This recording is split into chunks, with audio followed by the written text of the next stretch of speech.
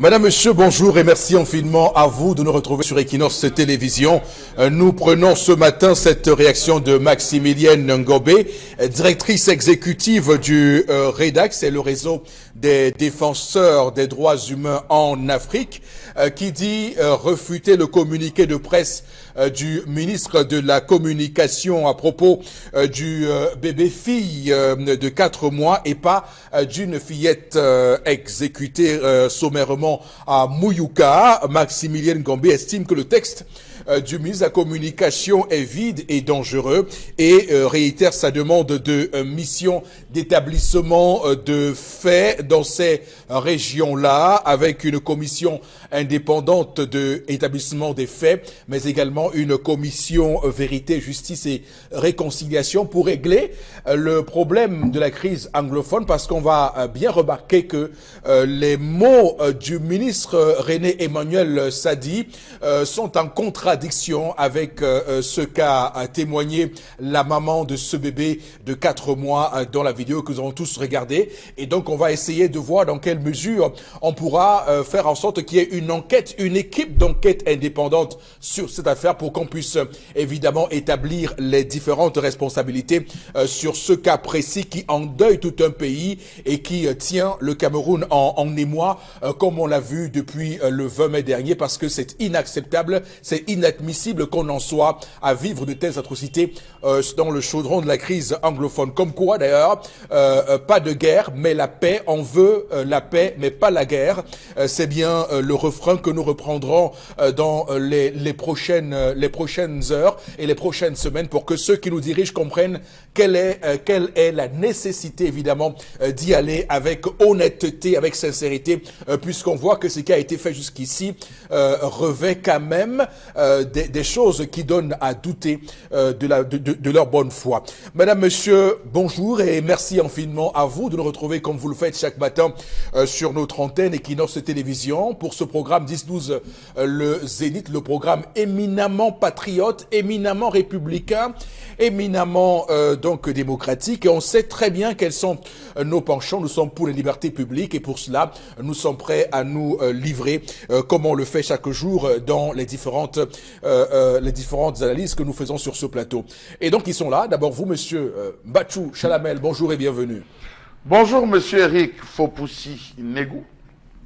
Bonjour à tous les téléspectateurs. Un bonjour particulier au prince Michael Ngwese Ekoso, prince dans le sud-ouest, qui dans une déclaration a dit « Il est scandaleux que des administrateurs civils envoyés pour servir dans la division du FACO violent les décrets présidentiels qui concernent l'acquisition des terres dans les zones où ils sont affectés. Nous commencerons par dénoncer le gouverneur, le préfet, les sous-préfets qui se sont accaparés des terres dans le FACO, preuve à l'appui. » Ça va chauffer. D'ailleurs, c'est extrêmement grave ces problèmes de terre parce qu'on note ici et là au Cameroun, pas seulement les administrateurs civils, hein, il y a également des personnes qui ont de l'argent, nantis, qui croient avoir le pouvoir de tout, le pouvoir de l'argent et s'affairent donc à arracher les terres d'honnêtes citoyens qui ont travaillé toute leur vie parfois pour acquérir le pot de terre et qui au soir de leur vie, se voient ainsi dépossédés de leurs terres par des personnes qui croient être au-dessus des lois, qui croient être les gardiens de cette république et pensent que tout leur est permis. Ils peuvent ainsi acheter des juges, des magistrats pour, voilà, comme ça, annuler même des décisions de justice, annuler des titres fonciers. Non, il faut le dire. Ce pays appartient à nous tous et il est inadmissible que des gens puissent faire comme si le pays leur appartient à titre personnel. Non, on ne peut pas admettre cela. Donc, Monsieur Mbachou Chalamel, Madame, Messieurs, je vous l'indique, on va le retrouver tout à l'heure à 10h30 dans le cadre de sa colère. C'est une chronique ou un billet qui va nous livrer avec évidemment son émotion particulière qui est donc l'émotion de la colère. On va également vous dire dis bonjour à vous, Florazé, ce matin. Bonjour Eric Fopoussi, bonjour à vous sur le plateau et à nos millions de téléspectateurs. Dans le quartier Djeleng 5 à Bafoussam, là-bas les populations et même la famille de la petite Noëlla, 5 ans, sont dans la tristesse totale après justement avoir été retrouvés dans une ruelle, dans un quartier à Bafoussam également, violés, les 2 yeux arrachés. La petite a donc créé beaucoup de tristesse, Eric Fopoussi, dans les cœurs des Camerounais. Que s'est-il réellement passé? Pourquoi cela est arrivé à la petite Noëlla qui, elle, avait toute la vie devant elle? On en parle dans le cadre de la revue des réseaux sociaux, Eric Fopoussi, pour s'interroger justement à ce que les 2 ont été enlevés et emportés. Donc c'est cruel, c'est impensable, c'est vraiment triste pour la famille endeuillée maintenant à qui que nous soutenons ce matin et déjà depuis quelques jours aussi. Nous en parlons dans le cadre de la revue des réseaux sociaux et encore des crimes encore et encore, il faut pousser pour revenir justement sur les commentaires de nos chers internautes par rapport à cette actualité plutôt triste et cruelle. Et dans ce contexte, c'est toujours un gouvernement qui n'a pas su trouver les réponses adéquates pour endiguer ce mal qui commence à évidemment s'imprégner de nos réalités au quotidien. D'ailleurs, on a un ministère des Affaires sociales, on a un ministère de la promotion de la femme et de la famille. Ces 2 ministères pourraient évidemment coaliser leurs forces pour endiguer ce mal, mais malheureusement, le constat que nous faisons ce matin, c'est que rien n'est fait, ou bien ce qui est tenté est simplement inefficace, et on voit également que notre justice a encore du mal à tenir ces personnes-là dans la punition exemplaire qui se doit, pour que plus jamais des Camerounais pensent pouvoir fouer la loi et mener impunément ce type d'acte ignoble. Ces criminels-là qu'on laisse comme ça balader dans nos rues, dans nos villes du Cameroun, sans qu'on les arrête et qu'on leur inflige une punition exemplaire. On va penser ici aux punitions qui pourraient aller jusqu'à la peine de mort, puisque le code pénal camerounais prévoit la peine de mort pour cela. D'ailleurs, je le dis ici sous le contrôleur Obengal, lui qui a parfois des solutions beaucoup plus radicales que ça. Bonjour à vous, Obengal, ce matin. Bonjour, monsieur Foposinegou. Bonjour à vous, chers téléspectateurs. Les Camerounais ne cesseront jamais d'être inventifs. Je salue ce groupe de chercheurs camerounais mené par le docteur Serge Amel Ndidjou, qui vient de mettre sur pied une couveuse néonatale. Quand on dit couveuse, néonatale bien entendu, mais c'est pour la sécurité des nouveau-nés. Malheureusement, méconnu au Cameroun, c'est plutôt en France et à l'Élysée que ce groupe de chercheurs a été reçu en début de mois dernier, notamment c'était le 9 mai, et au Cameroun, on l'ignore, comme l'a été le cas pour Arthur Zan avec les cardiopathes. Voilà un autre groupe de chercheurs camerounais qui refusent de rester en Europe. Ils disent qu'ils veulent rester au Cameroun. C'est l'agence française de développement qui leur a décerné le prix Digital Challenge. Voilà. Les gens aiment leur pays. Tout est à construire, mais on leur dit qu'il n'y a rien à faire. Ça, c'est scandaleux. D'accord. En tout cas, l'autre mesure, au moins, qu'on pourrait prendre dans cette logique de promotion de ces Camerounais qui sont récupérés par d'autres pays, c'est de pouvoir accepter dans ce pays qu'enfin, on ait la double nationalité. Ce serait justice pour ces Camerounais qui ont, pour des raisons de voyage, de déplacement en Europe, bien de paisibilité dans leur pays d'accueil, choisi d'avoir un passeport autre que celui du Cameroun. On peut leur accorder la possibilité de venir au Cameroun et de pouvoir jouir des droits civiques, politiques, économiques qu'offre la nation, pour que ces gens-là investissent, pas au titre d'investisseurs étrangers, mais au titre de Camerounais qui investissent dans leur pays. Ce serait plus facile. Voilà, si vous permettez, justement, en une seconde, ça fait 29 ans que cela aurait pu être fait. D'accord. Vous imaginez que l'équipe nationale des Lions indomptables qui a atteint les quarts de finale en Italie en 90, au moins 15 joueurs avaient une double nationalité. Les 3 gardiens de but notamment. Imaginez-vous, si Thomas Kono, passeport espagnol, belge, Joseph-Antoine Songo, passeport français, n'avait pas été considéré comme Camerounais, on serait où? Les frères Biyik, Roger Mila, Makanaki, Pagal et tous les autres. Vous vous imaginez? Donc, effectivement, depuis au moins cette année-là, on dit que les Lions indomptables sont le ciment de ce pays. On aurait pu s'inspirer. Même l'équipe de Sidoff, je ne suis pas sûr que la dernière liste, on n'aura pas de joueurs qui n'auront pas de double nationalité. Absolument, voilà, donc, absolument. En tout cas, lorsqu'on parle d'unité nationale, c'est aussi avec la diaspora. On doit, la terre doit unir également ses fils qui sont ailleurs, parce qu'il est inadmissible d'imaginer que quelqu'un qui est né, je sais pas, à Pouma et qui est allé acquérir une nationalité autre n'est pas camerounais, puisque quand il rentre dans son village, Youssouf Ndour a été ministre dans son pays, il a une double nationalité. Tout à fait. D'ailleurs, en tout cas, la balle est dans le camp des pouvoirs publics qui peuvent détendre l'atmosphère avec cette intégration des données de ces Camerounais qui ont acquis une autre nationalité pour évidemment jouir désormais et abolir cette loi de 68 qui évidemment nous cause beaucoup de tort. Madame, monsieur, on va clairement démarrer le programme de ce matin pour lancer l'histoire du jour. Histoire du jour contée, ça vous le savez, par Karine Sontia. Bonjour et bienvenue, madame. Bonjour Eric Fopossi, bonjour aux téléspectateurs et bonjour aussi au panel. L'histoire de Papa Honoré est triste. Elle est très triste et remet beaucoup en cause toute notre solidarité. Alors, Papa Honoré était malade et au départ, c'était juste des petits symptômes. Et on n'avait pas encore découvert la véritable maladie qui tourmentait ce père de famille, membre d'une fratrie de plusieurs enfants.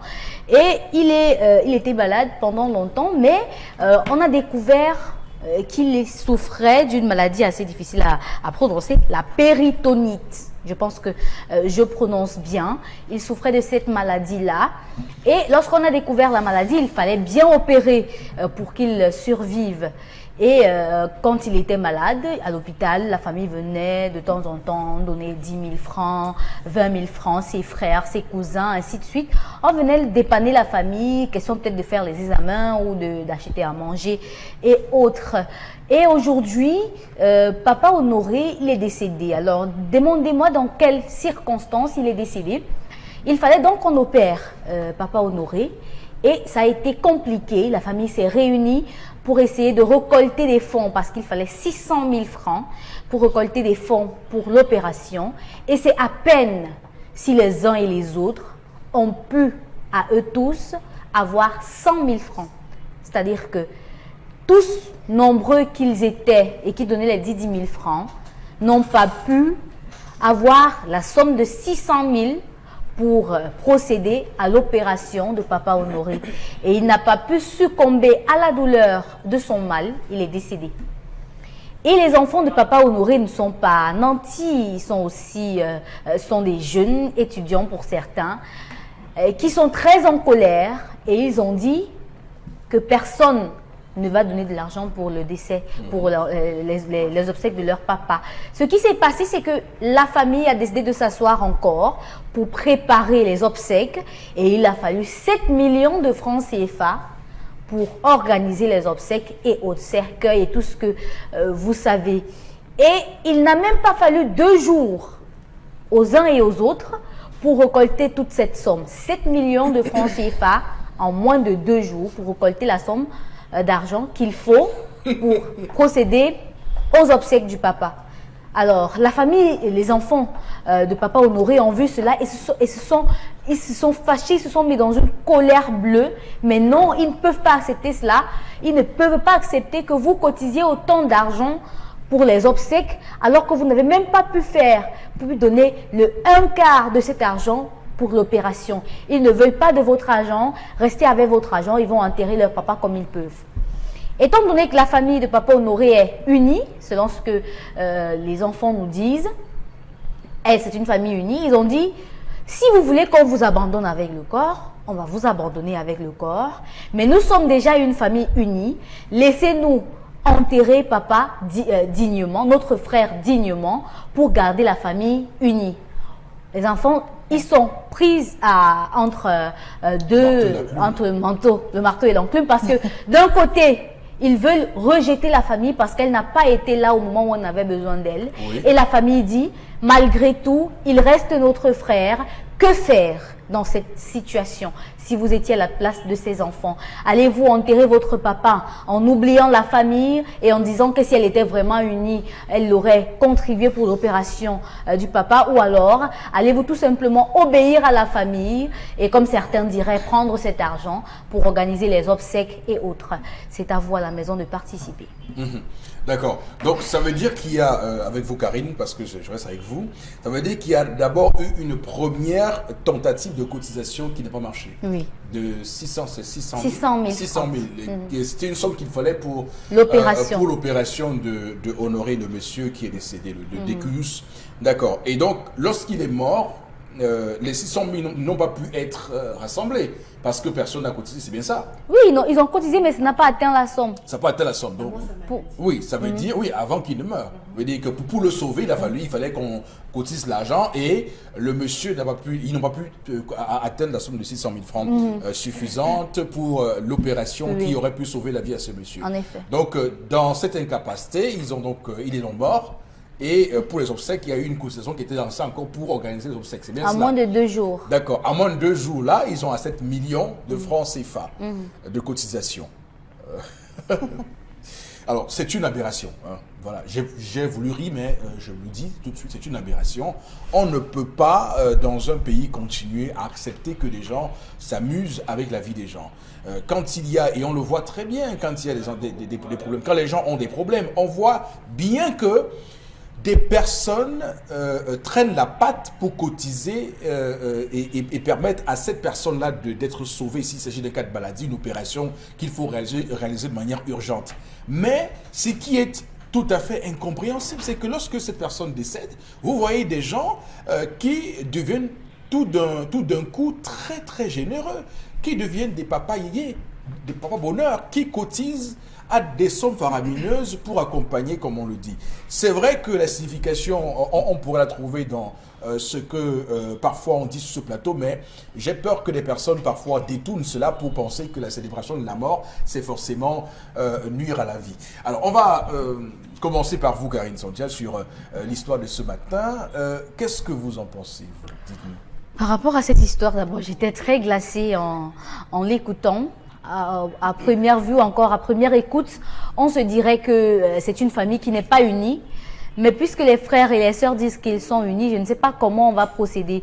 Parce qu'on a là une veuve éplorée, on a des enfants qui vont devenir orphelins. Et je ne pense pas que 7 millions de francs CFA pourra suffire à essuyer les larmes de ces enfants. D'autres personnes vont vous dire non, je vais prendre l'argent et autres. Mais je ne pense pas que ce sera suffisant. Mais je pense aussi que nous sommes dans une société où nous participons à nous appartenons à certains groupes, à certaines associations. Et je vais ici interpeller les associations de familles et amis et autres qui n'attendent que cela, c'est-à-dire qui n'attendent que lorsque quelqu'un est décédé pour donner les aides pour la maman, les aides pour le beau-père, les aides pour le beau-frère. Moi, j'aimerais qu'à la place de cela, on octroie ces aides-là pour les malades. On a aujourd'hui des personnes qui appartiennent à l'association qui, lorsqu'elles sont malades, on refuse même parfois de les aider, de donner cet argent d'aide-là pour leur maladie, mais on attend lorsqu'elles sont décédées pour faire les obsèques, donner à boire à tout le monde. Je pense que c'est aussi ça l'occasion, c'est aussi l'occasion pour moi d'interpeller les statuts de ces associations qui s'inquiètent plus du mort que du vivant. Ça, c'est déjà d'un. Maintenant, dans une famille pareille, moi, si c'était dans ma famille, vraiment, on les aurait abandonnés avec cela. Et aller enterrer papa, on va pas manquer ou l'enterrer. Mais ce qui cause problème, c'est que les enfants ne sont pas quand même aussi indépendants financièrement que ça pour participer aux obsèques. Donc, ils ne vont que prendre cet argent, enterrer leur papa et peut-être couper les ponts avec la famille après, je sais pas.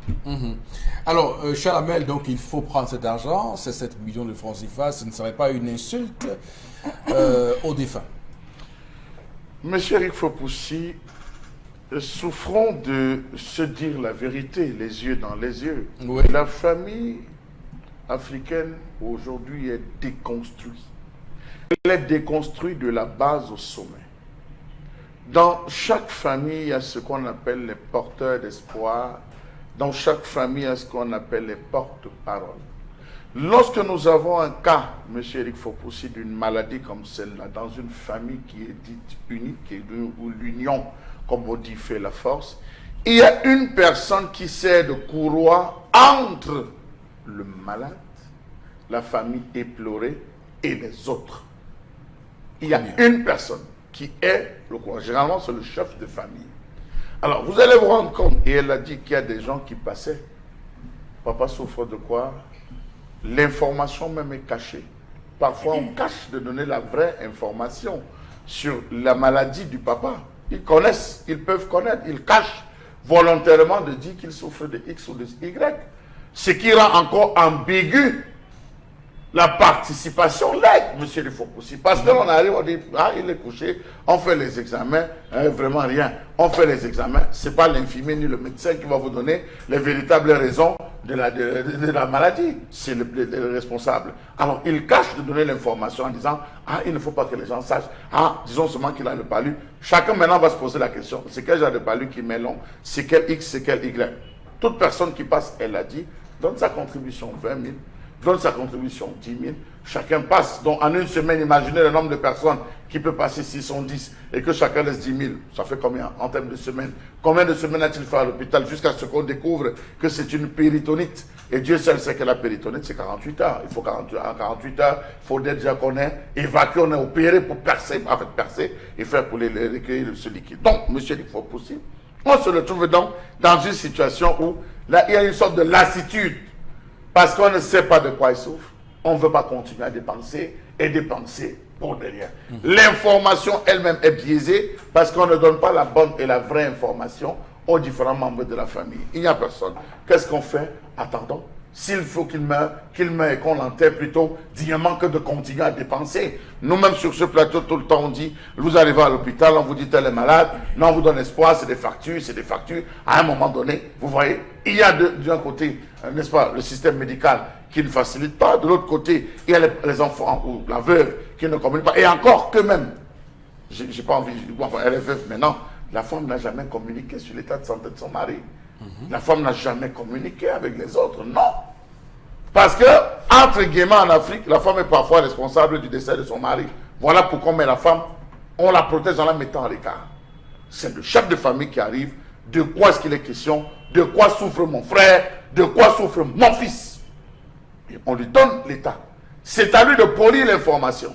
Soit de la garder en disant, pour l'honneur de votre père, nous allons garder. Non, il faut que les gens le sachent pour que les contributions. Je vous assure que si les gens avaient su ce qui se passait véritablement, si la famille avait été au courant, on aurait cotisé très rapidement. Mais parce qu'il y a eu, on a biaisé l'information n'a pas été donnée, les gens, il y a eu ce sentiment de lassitude. Vous avez des gens qui vont dire, mais amenez-le un peu chez les marabouts, ça peut être mystique, proposé. Mais vous voyez des enfants qui disent, non, on va rester à l'hôpital, on va parler des histoires des marabouts. Pourtant, l'information, ils la détiennent, ils la connaissent, ils ne veulent tout simplement pas que cela soit connu. Donc, à ce niveau, je pense que les enfants n'ont rien à faire, c'est de leur faute.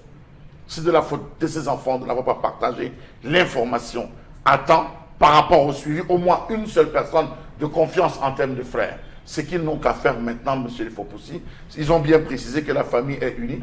Ce n'est pas de désunir cette famille. Il n'y a rien à désunir cette famille. Encore que même les 7 millions qu'on a cotisés, ce n'est pas eux qui vont gérer ces 7 millions, c'est les commissions qui vont être mises en place, parmi lesquelles même ils seront membres, parce que dans une famille, normalement, l'endeuillé ne touche à rien.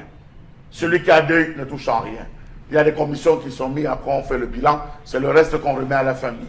Mais la personne qui a perdu, qui a le malheur, il ne touche à rien, sinon on donne à des personnes de s'occuper pour pouvoir organiser cela. Parce qu'il faudra dégager l'argent pour habiller la veuve, acheter le cercueil, décorer la salle, creuser la tombe, et tout ça. Oui, mais sauf que l'argent, on a cotisé pour leur remettre l'argent. Non, ça on ne va pas le remettre, monsieur il faut pousser. On ne remet pas. Mais pourquoi ils refusent donc de prendre cet argent donc? Pourquoi ils refusent? On leur a dit, parce qu'une fois que c'est contribué, on arrive, on dit, bon voici l'argent qui a été cotisé pour les obsèques. On pose, on fait comment on dit, organisons. C'est les enfants qui donnent le temps en disant, organisons ensemble le deuil, mais ce n'est pas eux qui vont prendre pour gérer, non. Ok, d'accord. Alors, Florazé, qu'est-ce que vous dites sur l'histoire de ce matin? Oh, j'ai très mal quand j'écoute Chalamet ce matin. Vous savez, je me suis, quand j'écoutais Karine, je me rappelle cette chanson de l'artiste.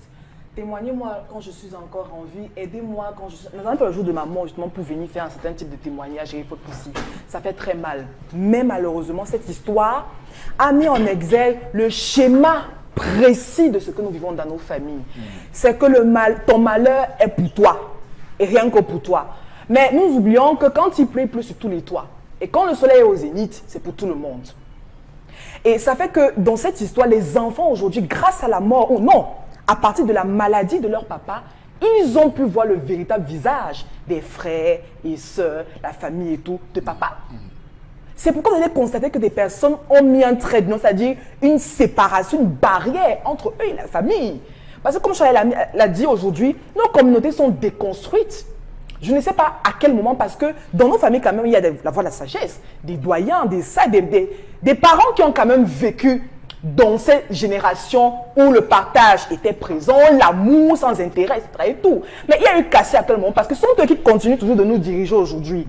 Ce sont eux qui nous apportent le sage conseil, justement, quand il y a dans des moments de joie, de détresse. Mais ce sont eux également qui créent encore la zizanie. Donc, ces enfants, qu'ils prennent l'argent ou pas, aujourd'hui, ils ont le véritable visage. Donc, à moi, au moins même pour se protéger, c'est de ne plus, je dis que, de ne plus rien avoir à faire avec eux. Pauvre veuve, qui a su vivre, justement, comme Chalam le dit. C'est-à-dire que le malheur, tout le monde le sait. Quand on est un membre de la famille qui est malade, et il faut pousser encore quand on est dans une famille démunie, tout le monde le saura. La veuve ne peut pas rester, c'est-à-dire la femme ne peut pas rester indéfiniment avec ce secret, puisqu'il faut de l'argent, il faut des médicaments, il faut être auprès de ce monsieur, je ne sais pas quelle activité elle avait, et tout. Mais l'information ici n'est pas tant de savoir qu'il souffre, c'est de quoi il souffre et de. Oui, je vais dire, moi. Oui, est-ce que parfois les gens refusent de dire clairement quel mal est en cause? À un moment donné, il faut pousser. À un moment donné, vous allez briser le silence. Pas chez tout le monde, mais il y a quand même des personnes, comme on dit, clés. Il y a des personnes ressources dans la famille vers qui vous irez pour vous confier. Parce que justement, vous vous interrogez, je ne sais pas, vous vous interrogez, il est malade. Mettez-vous même dans l'histoire de ce matin, on vous dit que quelqu'un souffre de palu, vous posez la question, est-ce qu'un palu, ça coûte 600 000 €? Non, Eric Fopoussi, non. Oui, l'histoire est très claire. Hein? L'histoire est très claire. Et vraiment, soyons honnêtes de dire que véritablement, c'est ce qu'on a dans nos familles. On est allé à l'hôpital, on a fait un diagnostic et on dit qu'il faut ça. Et même c'est la première réaction que vous avez justement, c'est de chercher, c'est de ne pas rester comme Chalana, c'est de rejeter que bon, et il souffre même de quoi? Pourquoi je vais donner 10 000 francs? Pourquoi? Et c'est ça dans nos familles qu'on va s'interroger. Et pourtant, on a papa qui, vous voyez comment il souffre. Et il faut aussi savoir qu'il est atteint du sida ou bien de quoi. Ça revient à quoi? Ça sert à quoi? Il souffre. Vous voyez comment il est en train de croupir sous la maladie. Mobilisez-vous aussi sur le plan matériel, je ne sais pas moi, spirituel pour les prêtres, mobilisez-vous pour qu'il ait la santé, parce que c'est Dieu qui guérit, pour qu'il ait la santé. Et il faut pousser, mais sauf qu'on a vu même dans nos familles, les gens fuient même leurs propres parents. Ton père est malade, tu fuis son lit d'hôpital parce que pour toi c'est un peu trop, il faut que papa meure, il faut que maman meure. Et c'est ça dans nos familles. Puisque la famille, regardez la position de la famille, ils ont voulu que le monsieur meure. Sauf que là, il faut cotiser l'argent. C'est ça le véritable problème. On cotise pourquoi, justement? Non, Eric Fopoussi, on a que, voilà une situation qui est précise. L'histoire est précise. Hein? Le monsieur est souffrant. Et Karine a donné la maladie dont il souffre. Tous passer de l'argent, 10 000, qui 20 000, Chalamel s'est interrogé. Je dis que maintenant, il y a un diagnostic qui a été fait. Il faut une opération, il faut une telle somme. Je crois que même dans nos familles, nous avons toujours, c'est le même schéma. Il faut telle somme. Et est-ce qu'on va remettre la somme à la dame? Regardez bien même dans le regard social. Quand vous avez un cas qui arrive, il y a un procédé, il y a un protocole qu'il faut suivre. L'argent ne va pas directement à la famille. Alors, si on est dans une famille, il faut pousser avec de bonnes intentions, on aurait eu cette mobilisation. Maintenant, allons chez le médecin-chef, il faut que l'opération va se passer comment, etc. Et tout. Mais sauf que dans l'histoire, tout a été biaisé parce que, justement, on est malsain. On a des idées malsaines et il n'y a plus l'amour qui règne dans nos communautés. Et c'est dommage. Et vous voyez, on dit, on va enterrer notre frère dignement. Vous mettez quoi dans dignité? Vous mettez quoi dans dignement? À boire, à manger? La précision, c'est que lorsque vous allez à l'hôpital, on vous dit en cas de maladie qui contactez. Et lorsqu'on arrive, il y a votre veuve, il y a une personne à l'immédiat. Ce n'est pas votre chef de famille qu'on va venir. Quand vous dites que vous débarquez, vous allez rencontrer le médecin. Non, je n'ai pas dit ça. Rien. C'est ce que vous avez dit. Non, je dis que quand il y a déjà une parce que personne à qui quand il y a déjà une quête la famille est mobilisée, donc forcément, l'argent n'ira pas forcément chez la veuve. Il y aura une personne clé. Puisqu'on parle d'une maladie, on est dans un centre hospitalier. Donc forcément, la famille pouvait et a eu tous les détails, mais ils ont refusé de venir en aide à leurs frères, c'est tout. Okay. Et il en est mort. Merci à vous, Monsieur Bachou et Florazé. Merci pour, pour vos avis sur la question. Je vais me tourner vers Bourbegan tout de suite. Bourbegan, vous prenez la parole en dernière position. D'ailleurs, c'est à raison. Qu'est-ce que vous dites? D'abord, il ne s'agit pas ici d'un problème de méchanceté de la famille. Il s'agit d'un problème de glissement de mentalité. Vous allez comme chef de l'État. Charles Lamel l'a dit un peu sur Karine aussi, mais c'est ce que Flora essayait de donner, mais d'une autre manière. Non, il s'agit du délitement des valeurs sociales. C'est-à-dire, Karine a posé la question, je vous réponds clairement, ce glissement de mentalité a commencé en 1985-1986 et davantage en 1987. Et tu as bien fait d'interroger les statuts qui régissent les associations aujourd'hui. Ce n'est pas de la solidarité. C'est pour cette raison qu'on vient. Mais on a créé, le glissement est parti d'où on ne sauve plus les gens, on les enterre plutôt. C'est ça le glissement et c'est ça le délitement des valeurs sociales. Avant, tout le monde s'apprenait. Même les associations qui existaient, ils disaient que quand d'autres membres sont malades, on contribue à. Mais maintenant, on a fait comme si on avait effacé cela. On dit, quand un membre décède, quand c'est son épouse, quand c'est un enfant, un proche, voilà comment le délitement est arrivé. Mais il n'y a pas de... C'est un glissement. Ce n'est pas un principe de méchanceté. Il n'y a pas de méchanceté. Il reste seulement qu'on a intégré l'industrie de la mort. Je pense que c'est la crise économique qui nous a menés dans ces choses-là où les gens étaient là et chacun commençait à se débrouiller pour manger un peu et tout. Mais se disait, en cas de douleur, parce que ici, si vous remarquez bien, en cas de malheur, la famille s'unit. Et la mort, c'est un cas de malheur, on s'unit. Mais le glissement, c'est qu'on a oublié qu'en Afrique, il n'y a de richesse que d'hommes. Et quand vous avez les hommes, vous les encadrez. Et ensuite, vous les situez. C'est-à-dire, les cas de deuil venaient après. Et c'est pour cette raison que nous, nos cadavres ne mettaient pas long. 2-3 jours maxi, on t'enterre. Donc, il n'y avait pas ces fastes, on n'organisait pas les fastes autour des décès des gens. Voilà. Donc, c'est là le glissement de mentalité, de glissement de... Des mauvaises mentalités, Mbok. Non, c'est la société, justement, ce n'est pas de la méchanceté. Je veux dire, nous avons mal apprécié les données qui sont arrivées à ce moment précis, lorsque la crise est arrivée, un certain nombre d'événements. Ce cas dans un contexte général. Oui, c'est un contexte général. Vous pouvez avoir un membre de la famille dont la maladie est connue. Il a un AVC. Tout le monde est connu. Il faut intégrer le centre des urgences de Yaoundé. Il faut 1 million tout de suite. Vous allez voir, les gens vont se retenir. Ce n'est pas parce qu'ils ne veulent pas. Mais vont dire, est-ce qu'il va mourir? Bon, attendons qu'il meure. Quelqu'un a un accident. Oui, c'est pas la... En fait, quand on regarde les choses, au lieu de se mobiliser pour tenter de trouver ce million-là, même si sur le plan médical, les médecins ne réussissent pas et qu'il arrivait de mourir, vous l'enterrez avec 300 000, c'est pas mauvais. Non, mais maintenant, même si quelqu'un a un accident avec 2 hématomes intracérébrales, donc il a 2 taches de sang dans le cerveau, il faut chercher un neurochirurgien pour l'opérer. On vous dit, hôpital général, 350 000 de caution, parce qu'il faut prévoir, vous allez voir les gens se retirer. Donc, mais ce glissement de mentalité a commencé en 1985, 86, 87. Et c'est ça qui est regrettable, c'est toute la société. D'ailleurs, Charles Lamel a commencé à théoriser, à théoriser cette option, parce que j'ai dû un tout petit peu sursauter quand il l'a dit, et c'est là qu'on se rend compte que c'est réel. Parce que lorsque vous devenez un patient budgétivore, lorsque vous devenez quelqu'un qu'on assiste chaque fois, j'ai constaté que les gens prennent facilement l'option de vous laisser mourir. Et d'ailleurs, je rappelle qu'il y a un débat actuellement en France avec le cas d'un Français sur l'euthanasie là-bas. Est-ce qu'il faut débrancher ce qu'il permet encore de vivre scientifiquement ou simplement continuer à l'accompagner même si on sait qu'il n'est plus, il est qu'un lassant. Et non, pas de culture. Nous, il faut revenir à notre culture. Notre culture qui n'a pas son nom. Peut-être, notre culture est celle-ci.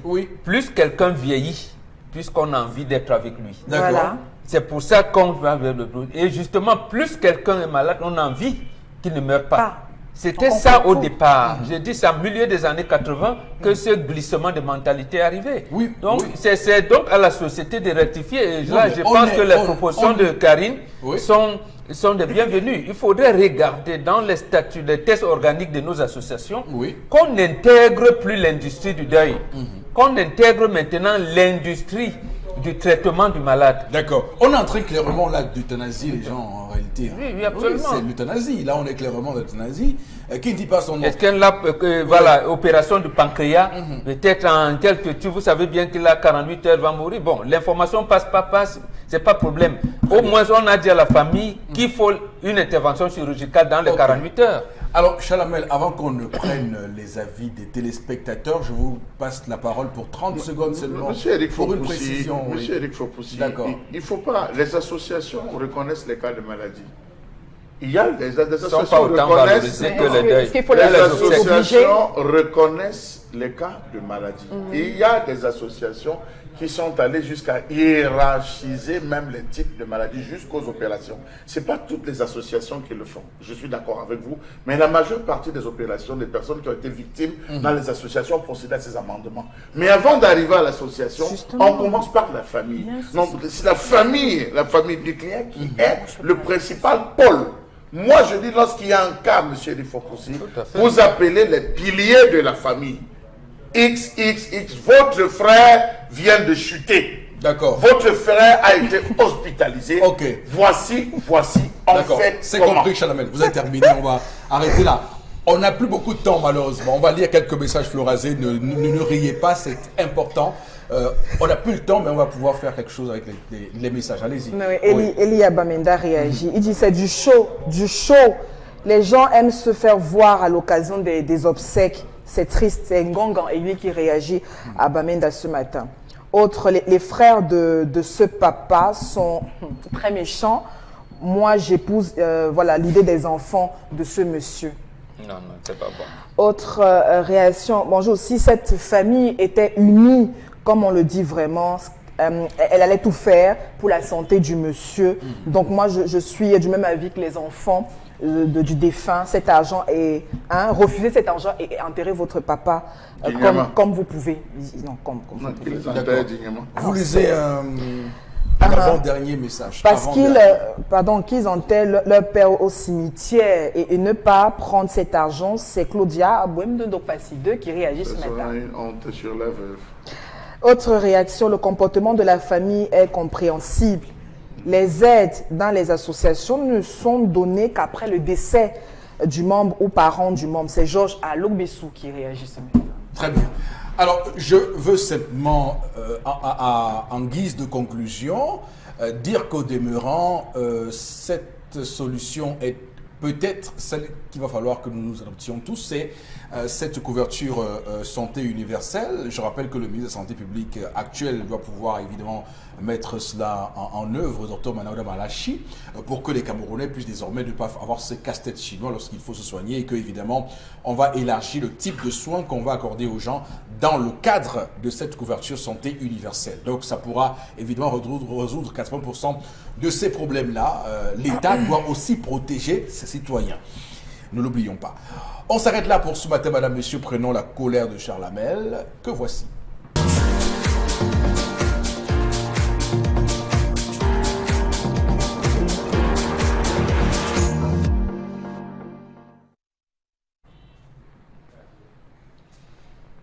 Je m'interroge ce jour sur la question des animaux errants dans nos principales villes. C'est devenu grave, plus que grave.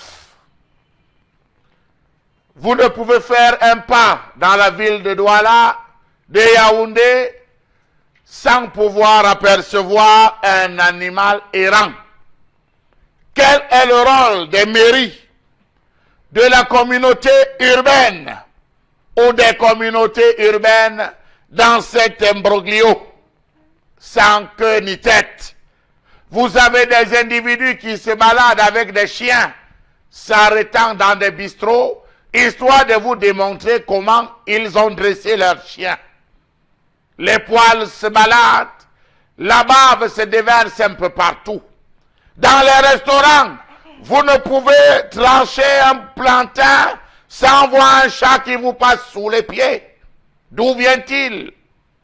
La ville de Douala fait face au phénomène d'animaux errants du genre poules, chiens, chats, cochons et autres domestiques qui se baladent dans les rues de Douala, Yaoundé, porteurs de maladies et parfois violents.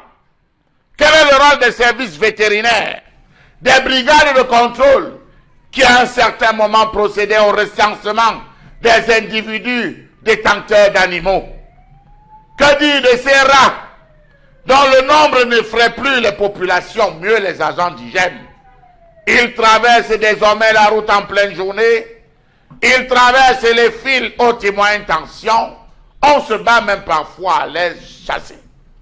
La ville ou alors nos villes sont devenues des jungles où les animaux se baladent comme ils veulent, sans laisse, sans enclos. Le constat est clair pour tous, il ne se passe plus une journée dans les rues, les artères et les quartiers sans que des populations ne se retrouvent nez à nez avec des animaux domestiques qui pour la plupart sont très dangereux. On les retrouve partout, dans les tournes d'eau, à certaines heures dans les coins chauds de la ville, on les retrouve à se pavaner dans les cuisines des quartiers populaires, et j'en passe. Même les quartiers résidentiels désormais, on n'est plus surpris de les retrouver en pleine balade.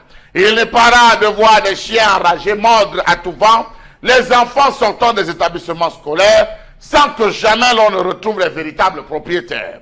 Les chiens dans nos villes sont en proie de nombreux problèmes.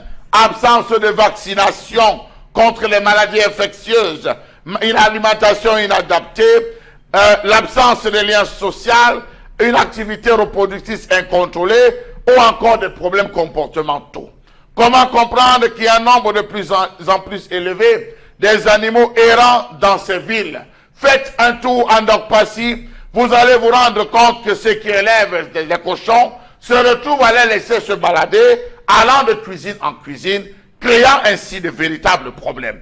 Les animaux errants, à qui la responsabilité? Aux propriétaires, à la mairie ou alors aux différentes communautés urbaines. Chalamel Bachou, bravo pour cette colère. En tout cas, ça nous permet évidemment de mettre le doigt où ça fait mal. Je rappelle que nos édifices publics en prennent un sérieux coup. Combien de fois vous êtes allé dans une sous-préfecture, dans une préfecture au Cameroun, et vous voyez parfois les excréments de chèvres ici, les excréments de chiens là-bas. Il y a clairement un vrai problème à régler. Je rappelle, il y a un maire en Vangan, dans le département de la Villa, en région du Sud, qui a pris un arrêté municipal et qui a décidé désormais que tous les animaux en divagation et à vagabondage seront mis à la fourrière. Je pense que lui, au moins, il a commencé à apporter une mesure, une réponse à cela. C'est des choses comme ça qu'on aimerait voir parce que, au-delà du fait que les bâtiments publics soient salis par ces animaux en errance, par ces bêtes en vagabondage, il y a aussi il y a des risques d'accidents mortels. On a parfois vu des chauffeurs vous dire qu'ils ont raté, je sais pas, un virage parce qu'ils esquivaient un chien qui passait, qui traversait la route. C'est des cas comme ça qu'on observe et on se demande, évidemment, et la question de fin que vous posez, Chalamel, est tout à fait utile parce que vous dites, au final, c'est quelle la responsabilité? Où doit-on trouver le responsable de tout cela? Est-ce les mairies, les communes d'arrondissement ou simplement les propriétaires de ces animaux-là? Ce qui est certain, c'est que lorsqu'on voit le carcan des conséquences, il y a lieu de s'interroger parce que nous sommes aujourd'hui, nous risquons d'avoir des épidémies, nous risquons d'avoir des cas qui puissent nous conduire à la mort. Alors, je commence par vous, Boro Bengan, sur cette question. Oui, non, le véritable problème, c'est que nous n'avons pas encore défini la notion du désordre urbain ou alors de la morale publique. Oui, la voie publique. Oui, la morale publique. L'occupation. Oui, c'est ça. En France, oui, tout à fait. Ou de ce qu'on appelle le désordre urbain.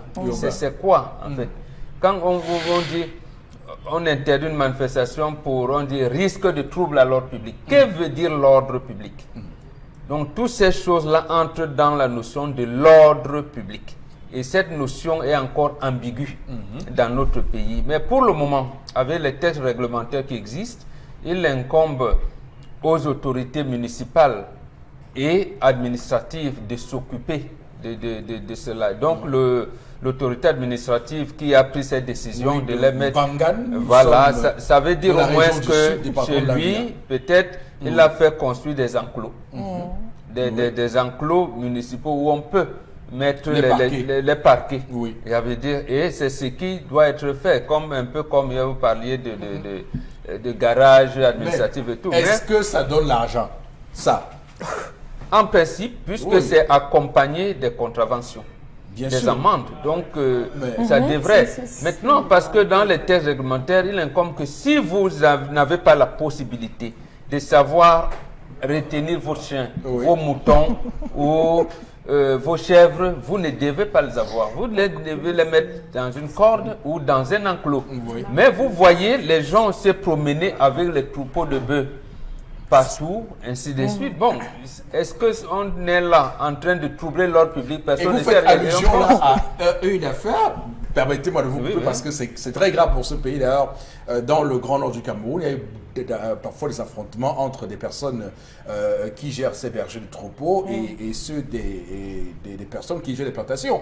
Parce que vous avez un troupeau qui vient dévaster votre champ, il y a eu des affrontements, et même mortels parfois. Les Arabes, Shoah et les Kotoko, par exemple, parce que le troupeau doit passer quelque part là, rabouter, voilà, tous les champs, et il y a eu des morts, des attaques de morts. Justement, qu'est-ce que nous mettons dans l'ordre public? C'est ça qui nous fait problème aujourd'hui. En plus, donc, ce que nous savons tous, c'est que on a laissé tout le monde se débrouiller. Vous avez un État qui ne s'occupe pas des citoyens. Voulez-vous que cet État s'occupe des bêtes?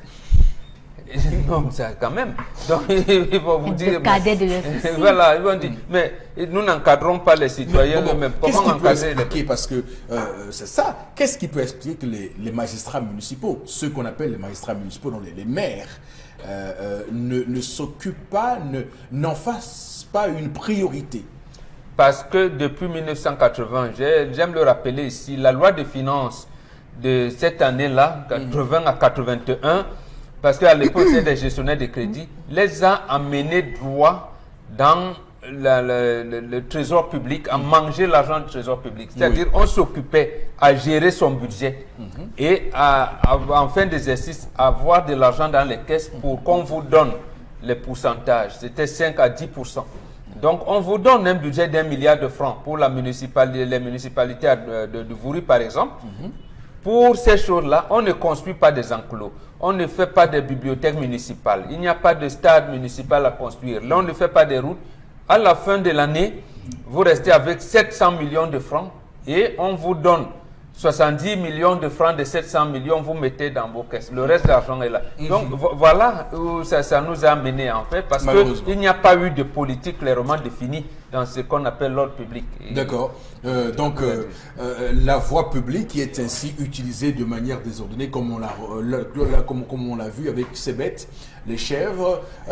D'ailleurs, il y a beaucoup de chiens aussi, hein. J'ai dû oublier ça. Mais absolument. Il y a beaucoup de chiens. C'est d'abord les chiens. D'abord les chiens. D'abord les chiens. J'ai commencé parce par que les chats sont un chèvres. peu plus propres. Oui, d'abord les chiens. C'est d'abord les chiens. Il y a beaucoup de chiens errants là, en divagation. Vous ne savez pas d'où ils viennent. Et vous savez qu'à un moment donné, on nous parlait souvent de chiens enragés de rage. Lorsqu'on parlait de morsure, il y avait ces risques-là. Et vous avez eu raison, Chalamel, de convoquer ici le rôle des vétérinaires parce qu'ils doivent également jouer un rôle important. À une certaine période, on recensait quartier par quartier les gens qui avaient des chiens. Oui, mais ce n'est pas le vétérinaire qui recensait. Vous qui amenez vos bêtes vers les vétérinaires. Qui recensait le Non, il y avait cette campagne qui avait été organisée. Est-ce qu'il n'y a pas un quitus? Non, à l'époque, il y avait ce qu'on appelait dans notre pays Journée nationale d'investissement humain. Tout le monde fermait. Ce ne sont pas vos journaux aujourd'hui de propriété, on ne fait rien, on reste dormir à la maison. C'était effectivement des journées d'investissement humain. Et lors de ces journées, donc, c'était accompagné de cela. C'est-à-dire, y a-t-il des chiens errants, ainsi de suite, ainsi de suite. Le sous-préfet de la localité et le maire, les autorités municipales, s'évertuaient donc à donner un cadre, j'allais dire, répressif aux citoyens qui se permettaient de laisser les moutons aller brouter dans les champs des gens ou les chiens errants. Ok, très bien. Alors, Florazé, vous, quel est votre commentaire sur la colère de Chalamel ce matin? Oui, je crois que quand on parle d'animaux de rue, hein, on pense tout de suite aux chiens. Et comme Bombok l'a dit justement, c'est un problème, c'est un manque de volonté. Parce qu'il faut déjà assainir le milieu de vie. Il faut l'assainir. Et pour l'assainir, il faut une toute autre éducation, une forme d'éducation.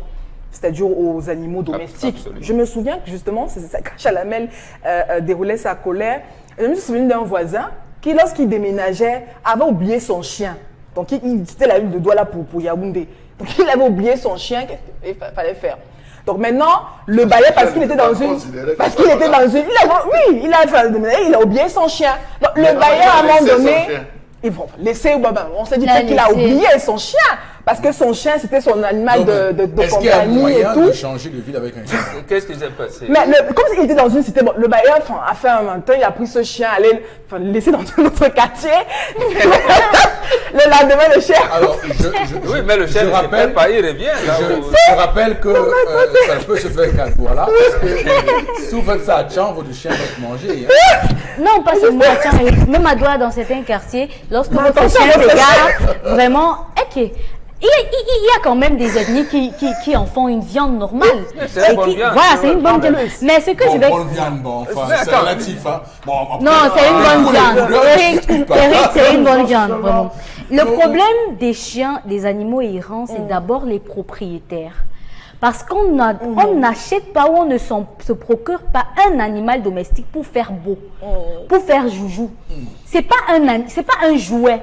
C'est un animal qui demande beaucoup d'attention. C'est comme un autre être humain avec lequel tu vis. C'est-à-dire que tout comme tu as besoin d'une toilette, l'animal aussi en a besoin. Tout comme tu as besoin de t'alimenter sainement, l'animal aussi en a besoin. Et il y en a qui ne savent pas ça. Et du coup, on prend un chien, on met à la maison, et à chaque fois qu'il veut manger, il a l'objet d'aller se balader. À chaque fois qu'il veut manger, il faut qu'il aille se balader. Pour faire ses besoins, il doit aller se balader. Pour ceci, il doit aller se balader. Et c'est tout ça qui crée ce désordre-là. On est quand même aujourd'hui en ville avec des personnes qui ont des chèvres, et qui réussissent à trouver un quartier où il y a des herbes, des marécages. On attache la chèvre là-bas. On revient peut-être 4 heures après récupérer la chèvre. Et parfois, elle a disparu. Qui se charge du nettoyage de ce côté-là? Personne. Et c'est un gros désordre que les citoyens ont entretenu avec une grosse complicité aussi de nos mairies et autres. Hein, parce que un chien même se balade, il se balade même souvent devant les mairies. C'est-à-dire qu'il part dans la poubelle de la mairie, là, il fouille, il mange. Après, il part dans le marché, ainsi de suite. Nous, quand on était petits, on voyait les chiens errer, on fuyait, on avait peur.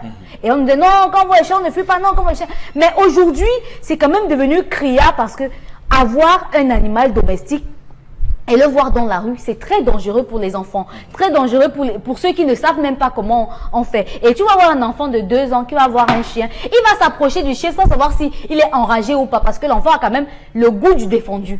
C'est-à-dire que quand il va voir le chien s'avancer vers lui, il va y aller et le chien va le mordre. Bonjour la rage, bonjour les maladies. Et on est dans une société où il n'y a pas de couverture santé. On fait comment pour soigner cet enfant? C'est compliqué. Voilà. Non, justement, je voulais terminer pour dire c'est une autre forme d'éducation, parce que justement à la maison, le chien a sa ration particulière. Moi, je sais de quoi je parle parce que j'ai grandi avec un berger allemand. C'est toute une ration.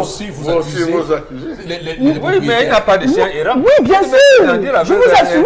Ton chien n'était pas errant. Ce que Karine a dit est très pertinent. Ton chien n'était pas errant. Votre chien a droit, comme Karine a dit, le bain, le nettoyage et une alimentation. C'est le veto. C'est ça en fait. Donc, pour avoir un chien, pour avoir un animal domestique, il faut déjà avoir une sorte d'éducation sanitaire pour ce chien, pour cet animal. Et sur 5 chiens errants dans nos rues, il faut pousser 4 ont la rage. Il faut le rappeler. Et quand vous arrivez dans nos communautés, quartiers et autres, les enfants me mangent pratiquement dans la même assiette que le chat, les chats et tout. Non, allez, parce qu'un chien errant. Regardez, regardez l'attitude d'un chien. Non, regardez l'attitude d'un chien errant. Oui, mais non, moi je suis sûr que les vétérinaires qui nous regardent là. Regardez bien l'attitude. Les chiffres officiels disent quoi? Non. Oui, non, mais on n'a même pas regardé l'attitude. On n'a même pas regardé les chiens. Oui, regardez leur attitude. Ils n'ont aucun les chiens. Vous savez pourquoi je me suis lancée avec les chiens? Je vous dis que j'ai vécu, moi, pratiquement, moi j'aime les chiens. Je suis née, j'ai grandi avec les chiens. C'était la race. Donc je dis qu'un chien errant, un chien errant n'a aucun suivi. Donc à 90%, Erifopoussi n'est pas la rage. Et tout ce qu'on sait que la rage est tout de suite contaminée, est tout de suite transmise par l'homme, parce qu'ils vivent au quotidien ensemble. Donc maintenant, regardez leur attitude dans la rue et dans nos quartiers.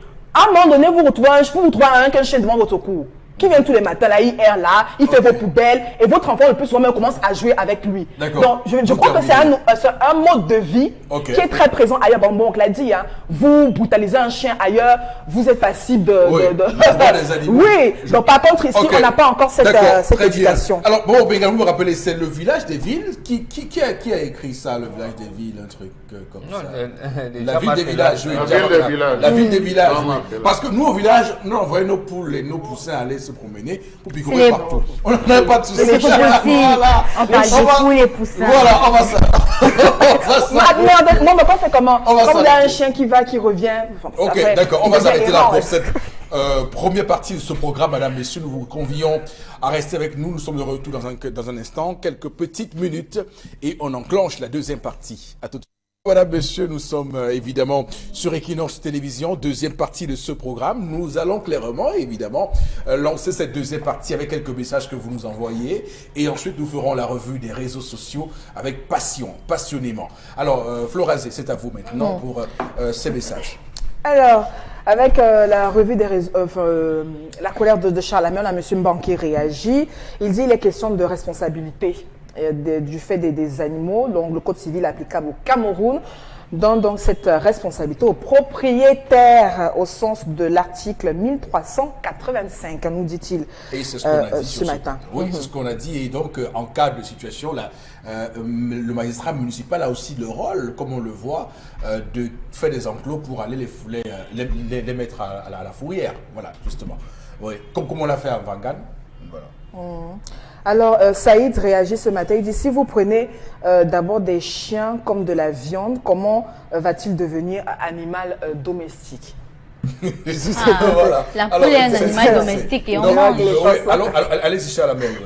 Monsieur Erifopoussi, il y a des quartiers qu'on a baptisés quartiers cochons.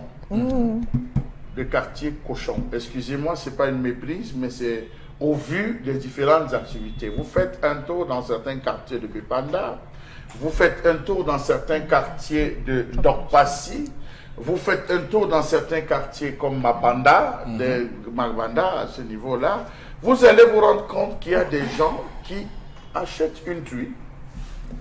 Saison des amours se bat à aller la faire le croisement. Lorsqu'elle met bas, c'est la femelle du porc.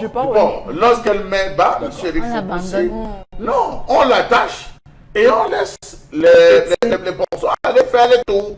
Alors vous êtes chez vous, vous avez quelqu'un qui rentre chez vous, vous demandez chez vous.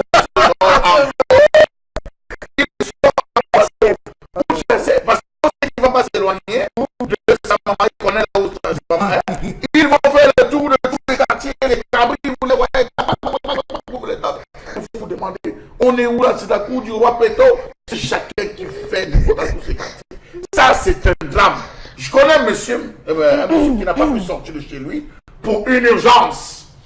Sa cour avait été envahie parce qu'il avait des chiennes. Sa cour avait été envahie par tous les chiens du quartier à la saison des amours. Il n'a pas pu sortir alors qu'il avait un enfant malade. Oui. Le lendemain, il a porté plainte à tous ses voisins. On a trouvé que c'était un monsieur belliqueux. L'enfant, Dieu merci, l'enfant n'était pas décédé. Alors, voyez-vous des gens, vous voulez traverser la route en cette période des amours, vous voyez des bagarres de chiens. Vous ne pouvez pas avancer ni reculer. On a vu des gens perdre la vie parce qu'ils évitaient, vous l'avez dit tout à l'heure, ils évitaient ces animaux, ces chiens et parfois les cochons. Et je peux vous dire, monsieur, il faut possible que si vous, il y a des cochons qui ont la graisse, si vous cognez, c'est votre voiture qui reste. Bien sûr. Vous cognez ce genre de cochon, c'est votre voiture qui reste. Lui, il continue après, il traverse comme si de pour revenir dans les quartiers, pour revenir dans sur les chiens, il y a des quartiers, précisément à Yaoundé, parce que je ne sais pas encore expérimenté, mais à Yaoundé, il y a les quartiers où vous arrivez à une certaine heure, vous n'entrez pas, hein, parce que tous les chiens se retrouvent là, en coalition, dans une réunion publique, et s'arrêtent là. Dès qu'ils vous voient à distance, monsieur, vous devez prendre la vitesse parce qu'ils vous poursuivent. Donc c'est grave, on ne peut pas faire ça. Les gens ne peuvent pas avoir des chiens qui gagnent les quartiers. Vraiment, les gens doivent rentrer chez eux normalement. Oui, il y a ce phénomène des poules, ce phénomène des chats. Vous ne pouvez pas vous reposer, c'est des chats qui choisissent votre toiture la nuit. La poule qui va sous votre lit, qui n'est pas la vôtre. C'est quand même grave. Et je crois que les municipalités, vous l'avez dit, ils ne font pas ce travail. Ce travail, il devait avoir une brigade qui parcourt les quartiers pour rafler ce type, oui, pour rafler. On le voit en Europe, monsieur le Président, les brigades canines qui se baladent pour rafler ce type de chiens qui n'ont pas de propriétaire ou qui ont des propriétaires véreux, qui le matin ouvrent le portail, quand ils sont, ils ferment son portail, le chien va se débrouiller, le soir il vient l'ouvrir, et il vient ouvrir le portail pour que le chien puisse le protéger. Donc, ça c'est essentiel et pertinent de le dire. Il y a des gens qui ont des animaux qui n'ont pas d'enclos. Il y a des gens qui ont des petits loups, qui sont des locataires, qui ont des poulaillers. Voilà. Qui ont des poulaillers. Vous savez, ça a des odeurs dans les quartiers. Oh là là. Ça, il faut dénoncer. Et les municipalités. Les porcheries, alors. Les porcheries, c'est pour ça que je ne parle pas. Non, poulailler. Et l'autre vous dit que ça ne sent pas, son poulailler ne sent pas. Il y a un problème avec ça, hein. Attention. C'est grave. Une célèbre journaliste a eu un problème avec la fête porcherie. On va s'arrêter là, Charles, mais on va continuer à lire les messages. Les messages. Oui. Alors, il y a, voilà, Jacques qui réagit, il dit « Je pense qu'il faut prendre des mesures de sanction pécuniaires, voire pénales même, surtout pour les propriétaires de ces chiens, parce que c'est vraiment déjà de l'abus aujourd'hui dans nos quartiers. C'est irresponsable. Vous savez qu'il y a des gens qui ne supportent pas les poils de chat. Vous allez dans un restaurant, Les allergies. vous allez dans un restaurant, ils font des allergies au poil de chat. Vous allez dans tout pour acheter le poisson. C'est un chat qui miaule. Après, il secoue. Il monte sur vos pieds. Il monte sur vos pieds. Vous avez un il y a des gens qui sont allergiques. Je crois qu'il faut qu'on revienne, monsieur, il faut aller en demandant à tous ces individus qui ont, parce qu'ils disent que dans les restaurants, la présence des chats éloigne les mauvais esprits. On n'a que faire de ça, monsieur, il faut aussi. Parce qu'ils racontent des histoires dans les tournes d'eau. La présence des chats, elle éloigne des sirènes, éloigne la mauvaise qualité. Non, mais quand même, vraiment, qu'on arrête les superstitions. Voilà, des superstitions utiles aussi, quand même. Sans toutefois oublier les rats. Sans toutefois oublier les rats. Monsieur, non, mais je mais qui élève les rats? Oui, c'est chacun vrai. d'entre nous, les bons rats, c'est des animaux errants. Oui. Nous avons des rats qui traversent la route en plein Et kilomètre. surtout, la communauté urbaine a eu l'occasion avec quelqu'un qui était venu Un avec rendez-vous un vie projet propre. pour dératiser. La ville de Voilà, et on mais on l'a complètement évincé ce monsieur qui avait une stratégie pour dératiser. Oui, c'est l'occasion. Oui, c'est l'Afrique du Sud. C'est l'occasion de le rappeler. Il faut le rappeler. Oui. Vous ne pouvez pas être assis 5 minutes, vous avez des rats. Parfois, le rat même vient vous regarde dans les yeux. Vous tapez les pieds, papa. Alors, il faut D'accord. nettoyer. Voilà, c'est C'est prévu, il y a des budgets pour ça. Hein? Voilà. Oui, il y a des budgets pour l'assainissement de la ville. Oui. Ok. Alors, Florent, une autre réaction, toujours en relation avec la colère de chat. Mais certains spécialistes ont trouvé une solution pour ces cas d'errance, créer des points de dégustation de chiens et chats. Qu'est-ce Est-ce que ça Ça veut dire quoi? Non, mais comme ceux qui parlent les spécialistes, ceux qui attrapent les chiens pour les revendre en brochette. Et le diable, c'est du que coup, ça responsabilise parfois, les vous arrivez- propriétaires. Non, ça aussi, il faut décrire. Les maires doivent se saisir de ça et interpeller ces individus. Oui. Vous arrivez quelque part, on vous dit brochette. Vous dites, donnez-moi la brochette de 100 francs. On vous demande c'est pour qui, il dit c'est pour le bébé. C'est après qu'on te souffle que c'est le chien. Parce qu'il faut faire la différence, on dit c'est le chien. Il y a des gens qui ont mangé des animaux sans savoir que ces animaux étaient des chiens ou je ne sais pas des chats. Non, et puis on mange les animaux sans savoir si c'était des animaux sains ou si c'était parce qu'ils pouvaient être atteints d'un problème. Et puis Oui, on une ça. maladie, Donc, et puis arrêtons quand même dans ce pays. Hein. On ne doit pas quand même continuer. Vous saurez comment. À nous. Personne ne dit, tu fais diriger comme du bétail.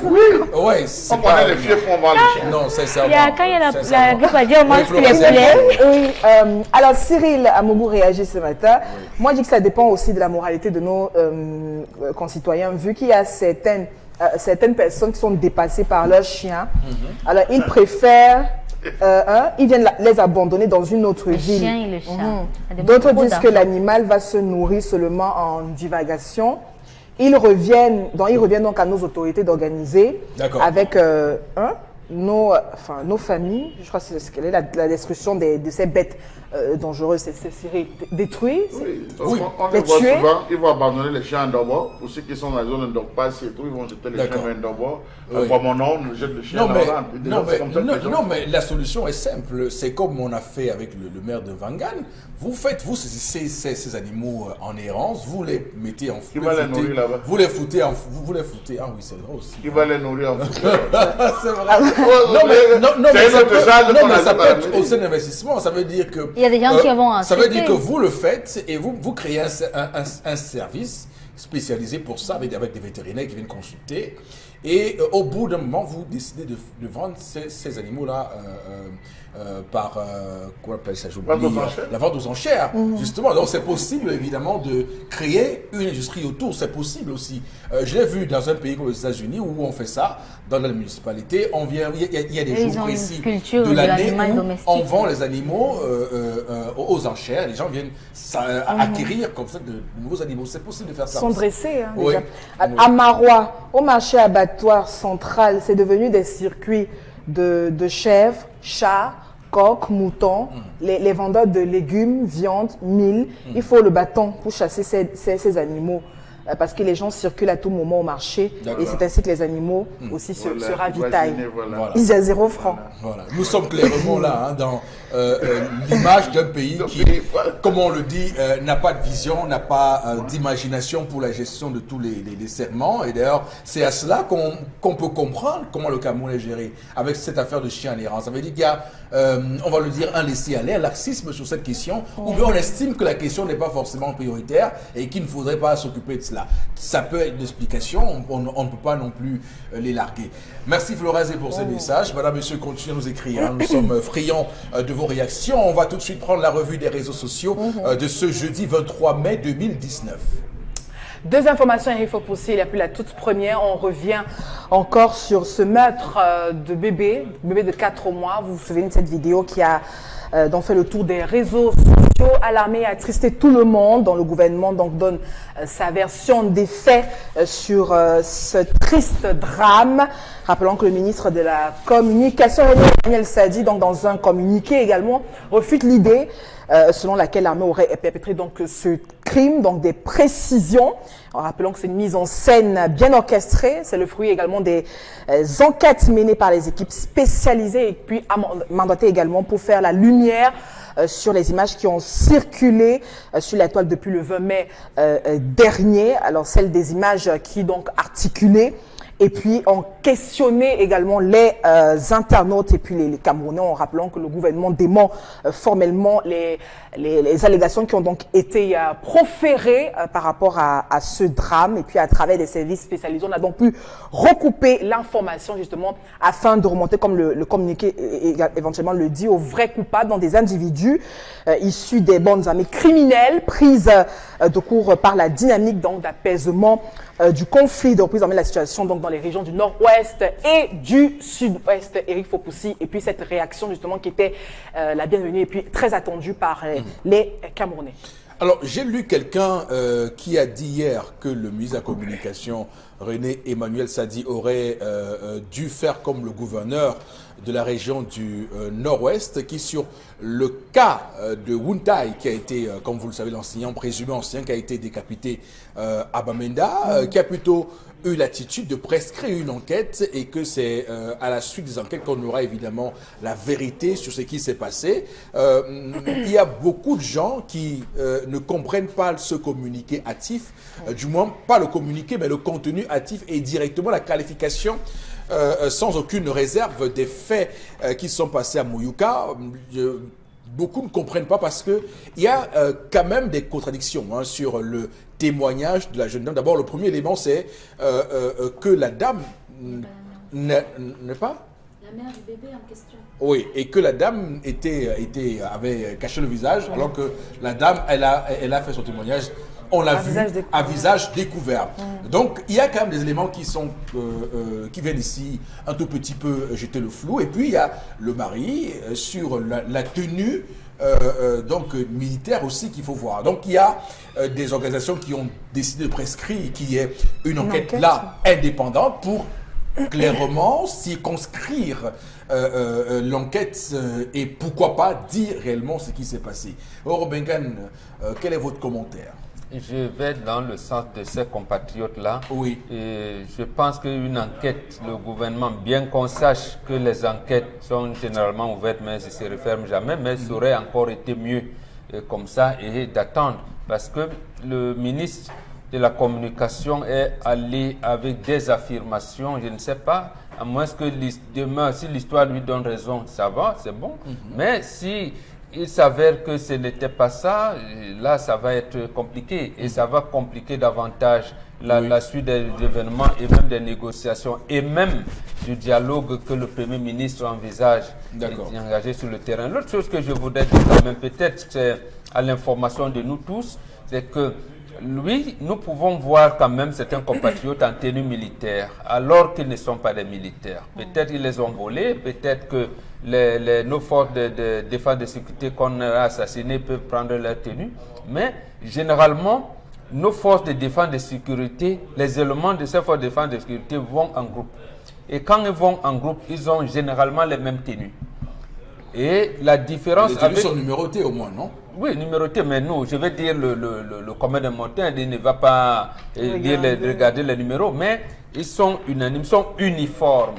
Des chaussures au casque, qui portent aux casquettes, ou s'ils veulent rester nus dans la tête, mais ils ont les mêmes tenues. Alors que les autres, vous allez voir, il y en a qui ont les brodequins, d'autres ont les tchangtous, les autres ont les tennis. Et là, ça doit commencer à donner à nous, le peuple, une certaine lecture, grille de lecture des événements. Et par exemple, pour le cas du Bir, c'est comme ça.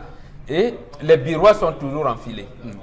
Ils sont toujours enfilés et leur ceinturon est placé au-dessus. Sauf que cette explication-là, cette explication sur la tenue nous avait été donnée, souvenez-vous, avec le cas de l'extrême nord, où des gens sont venus à la télévision, en Mondiovision, décortiquer, décrypter les tenues de ces gens qui avaient tiré, avaient dit non, ça n'a rien à voir avec les tenues de l'armée camerounaise. Mais tout le monde, et on avait riposté en disant que c'est pas vrai. Oui, Charles. Effectivement, c'est ce que je dis. Oui, mais j'ai dit, c'est pour ça que j'ai dit donc que le ministre de la Communication, je partage le point de vue des autres qui ont dit il est allé un peu trop vite. C'est lui, le général qui a dirigé le défilé de 20 mai.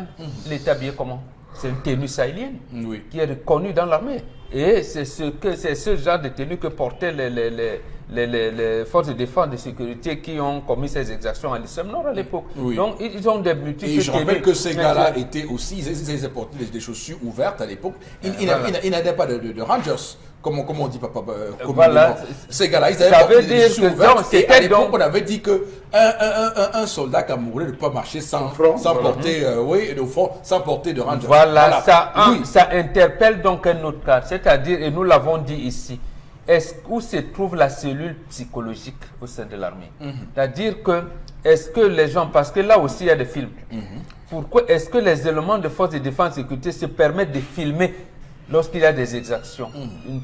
Est-ce que c'est un élément qui n'est pas d'accord avec ce que ses camarades vont opérer, qui filme souvent?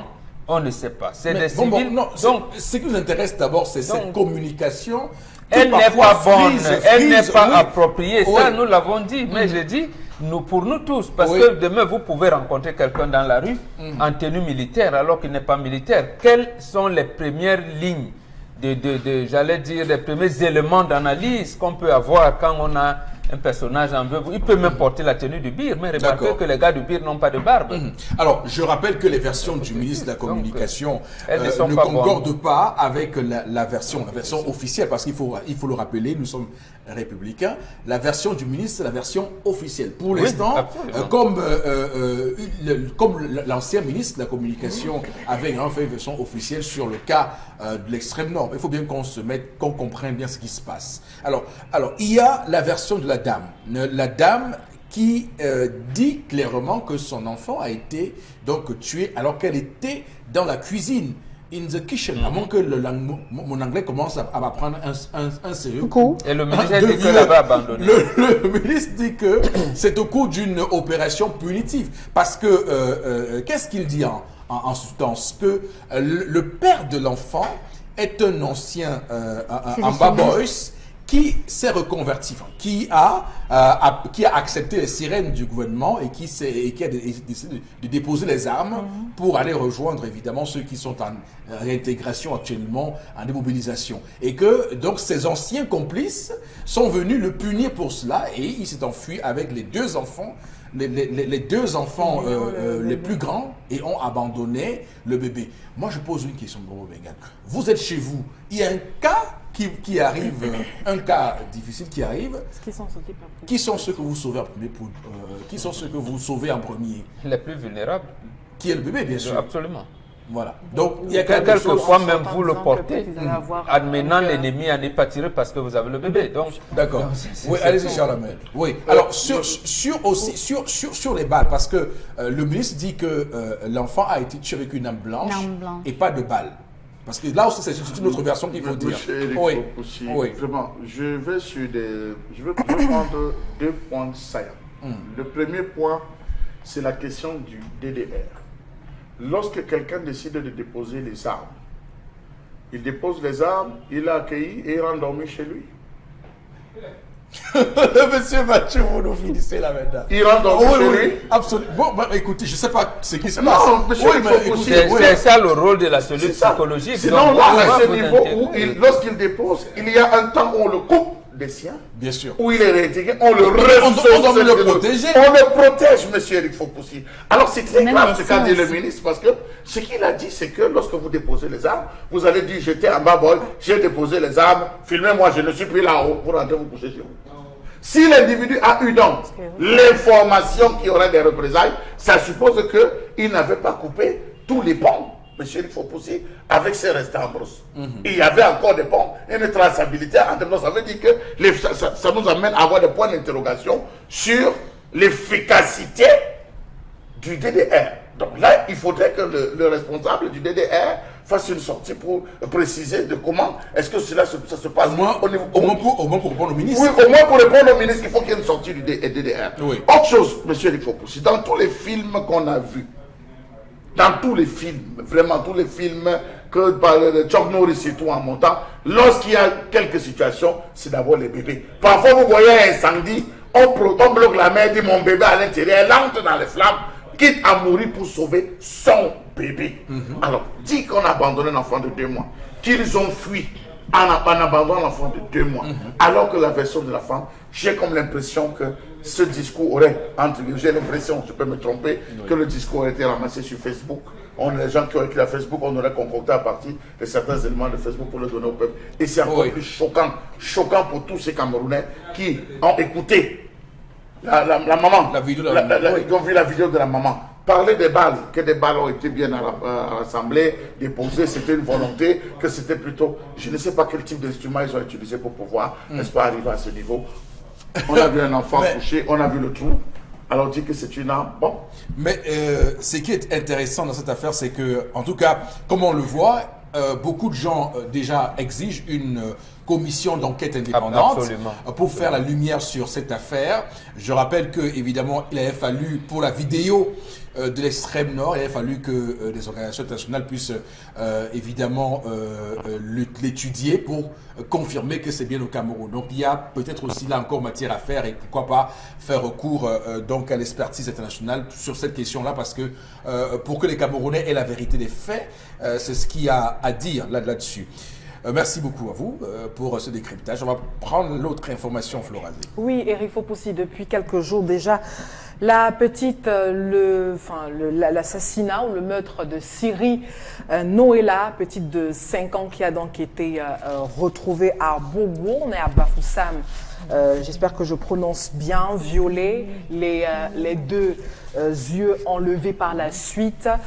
C'est très triste ce matin, Eric Fopoussi. Rappelons que selon les témoignages donc, de la famille, donc la fillette avait été enlevée, on rappelle, lundi aux environs de 17 h. Bon, il y a déjà des caractéristiques du personnage qu'il aurait enlevé, un homme mince, noir, taille moyenne et habillé en tissu pagne justement, et qui s'est donc passé pour le protocole du monsieur le gouverneur, selon les témoignages des populations qui ont, pour certaines femmes, des personnes éveillées qui ont pratiquement vécu l'enlèvement. Donc rappelons que pour l'heure, Eric Fopoussi, une enquête justement a été est ouverte pour voir véritablement ce qui s'est passé, mais toujours est-il que cette situation laisse donc les populations de Bafoussam, le Cameroun tout entier, encore dans la tristesse totale. Une petite fille de 5 ans violée et puis les yeux enlevés et emportés, c'est cruel. Oui, c'est très cruel, on ne peut pas admettre ça. C'est quelque chose d'extrêmement difficile là. Voilà, merci. Chalamel, Macho. Ouais. Merci, ok, merci. Voilà. Alors, on va commencer par vous, Karine, pour ce commentaire-là. Merci de me déstabiliser. Non, non. Voilà. D'accord, voilà. Laissez-moi comme ça. Alors, Karine Sonti, allez-y. C'est une information triste qui rend malheureux. Et je n'arrive même pas à bien m'exprimer sur ce cas parce que j'ai vécu le début de cette actualité depuis lundi. Et je pense quand même que jusqu'ici, il y a des témoins qui ont dit avoir aperçu la personne qui aurait kidnappé cette fillette. Mais encore que nous sommes... C'est comme un retour, en fait, de la criminalité, parce que ça avait quand même baissé pendant quelques mois, mais là on a un retour à la criminalité et nous sommes dans la région de l'Ouest, une région qui est peuplée par une population qui n'a pas l'habitude de ce genre de situation ou de ce genre de cas. Je veux bien m'interroger sur comment est-ce que ça s'est fait, parce qu'il y a une grosse insécurité qui plane autour de nos enfants aujourd'hui. On ne sait pas qui, et apparemment, ce n'est pas quelqu'un d'inconnu à la famille. Donc, apparemment, ce n'est pas quelqu'un d'inconnu à la famille. Et ça encore, ça complique les faits. Avec qui vivons-nous? Comment vivons-nous avec ceux qui nous entourent? Comment, à quel niveau sommes-nous confiants lorsque nous laissons nos enfants se balader? À quel niveau est-ce que nous sommes confiants lorsque nous vivons en société? C'est... Ça marche. Alors, je ne suis pas d'accord avec vous. Je rappelle qu'à l'Ouest, c'est très régulier ce type de cas. Bafoussam surtout, où il y a des raps, des crimes comme ça, des crimes. C'est très régulier à oui, l'Ouest. justement avec les ossements humains et autres. Bafoussam. Donc, c'est devenu le sanctuaire de ces cas-là, Karine. Chalamel, juste un petit mot là-dessus. Monsieur Eric Fopoussi, oui, en 30 secondes, parce qu'on n'a pas le temps. N'ayons pas peur de le dire. Il ne faut pas remonter à l'époque de Jack l'Éventreur pour pouvoir démystifier. On connaît qu'il y a des associations secrètes. On connaît qu'il y a des cercles ésotériques. On connaît les individus qui sont les détenteurs ou sinon les membres de ces différentes organisations. On a toutes les méthodes pour les traquer et les faire rendre gorge. Si on ne le fait pas, c'est parce qu'on ne veut pas. On connaît toutes les périodes dans les cercles ésotériques où on va demander les yeux, on va demander de poser certains actes anormaux, où il faudrait être végétalien, il faudrait être... Je crois qu'il y a des personnes qui travaillent sur ces différentes questions. Il serait temps que ces personnes soient mises en activité. En contribution pour pouvoir démasquer. Une ville comme Bafoussam, on sait qu'ici, là, il y a des gens qui mangent la chair humaine, on sait qu'il y a des gens qui font ça, on sait qu'il y a des gens qui se servent. Parce que la personne qui est partie avec les yeux de cet enfant veut se servir de ses yeux pour pénétrer le monde invisible. Ça, il faut le dire. Donc, c'est un crime rituel. Donc, quelle est la période? Quelles sont les différentes personnes et quels sont les gourous de ces différents? On les attrape et le tour est joué. Mais étant donné que c'est des personnes qui sont quelque peu protégées, qu'est-ce que vous voulez? On va s'en plaindre, ils vont passer comme si de rien n'était. Voilà. Allez voir quels sont les commanditaires. Rappelez-vous les affaires de Mimoman. Rappelez-vous les affaires de Colbison. Rappelez-vous, monsieur Eric Fopoussi, les affaires de comment on avait appelé ce quartier-là. Je vois c'était Toameki. Et Toameki qui veut dire la mare de sang. D'abord le nom du quartier. Et Toameki, la mare du sang. On avait soulevé l'ensemble de ces problèmes, mais jusqu'à aujourd'hui, qui étaient les commanditaires, les exécutants, les bénéficiaires? Voilà, le pouvoir de l'argent. Florazé, c'est à vous, allez-y. Oui, Oui. il faut Vous, je crois que... teniez à Oui, commenter ce sujet. Oui, et allez-y, bien je tiens à le évidemment, rappeler. depuis le début, je suis comme non, Karine. je tiens à le rappeler. Comme Karine, je suis maman, elle a 5 ans, tout de suite, quand j'ai vu la photo, j'ai tout de suite pensé à ma princesse qui, elle, en a 4. Donc, et il faut pousser. Karine a dit, avec qui nous vivons, un tonton qui devient subitement très proche de vous, très proche de vos enfants du jour au lendemain, ça a matière à s'interroger. Avec qui vivons-nous au quotidien? Parce que comme Chalamel a dit, ces hommes-là, ils sont bien de notre sang et tout, mais ils sont sans foi ni loi, hein, parce qu'ils sont dans leur cercle, ils sont dans leur monde à eux. Donc ils tranchent la gorge de nos enfants, ils enlèvent le corps et tout, sans état d'âme. Maintenant, comment les reconnaître au quotidien? C'est vigilance. Vous savez, à ce moment, je dis, à un moment donné, vous vaudrait mieux vivre seul que d'être mal accompagné. Ok, d'accord. Le pouvoir de l'argent. Bon, Bengan, vous dites quoi de ce fait macabre? Les enquêtes vont mettre long pour rien. Il y a aussi d'autres cercles traditionnels qui peuvent réprimer ce genre de situation. Il y a le NDIC. On fait ça là, il y a 9 jours au trop. On peut. Et j'ai commencé par le dire ce matin. Mais absolument. Ouais. Non, mais attendez, si on ne veut pas que ces NDIC. gens meurent, oui. On lui envoie un truc, quand il se coupe de jambes, il dit lui-même ce qu'il a fait et après on donne la justice, c'est tout. Et on finit pas avec de- ça. Mais attendez. Et on Donc finit- c'est pour cette raison que je pense que le gouvernement doit réviser le code pénal. Hein. On doit intégrer la justice justices traditionnelle dans le corpus des lois de Très la bien. République. Bon, vous savez, le cortège des droits humains va également se mettre en branle.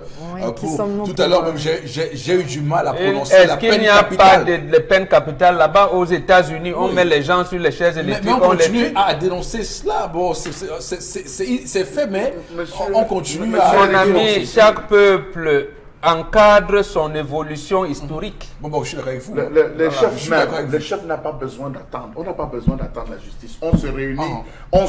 dans un chacun lieu ça. secret de la chefferie. On tape toute la nuit, monsieur. Très bien.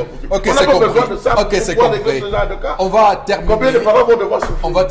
On va terminer évidemment cette revue des réseaux sociaux avec vous, Florazé, et vous remercie d'avoir évidemment su si bien nous accompagner ce matin. Voilà, monsieur, le programme se poursuit. On va parler de la 12e édition des Journées nationales du management. L'événement se prépare activement. Pour en parler ce matin, nous allons recevoir dans un court instant Pierre Prince-Béroni, responsable communication de cet événement, avec nous sur le plateau B. Ce thème-là parce qu'on sait qu'il reste et demeure un véritable problème dans leurs différentes organisations. Donc c'est pour cette raison que nous invitons d'ailleurs tous ces gens-là à nous rejoindre pour qu'ensemble nous trouvions des voies et moyens pour les édifier davantage sur ce thème qui certainement leur sera capital.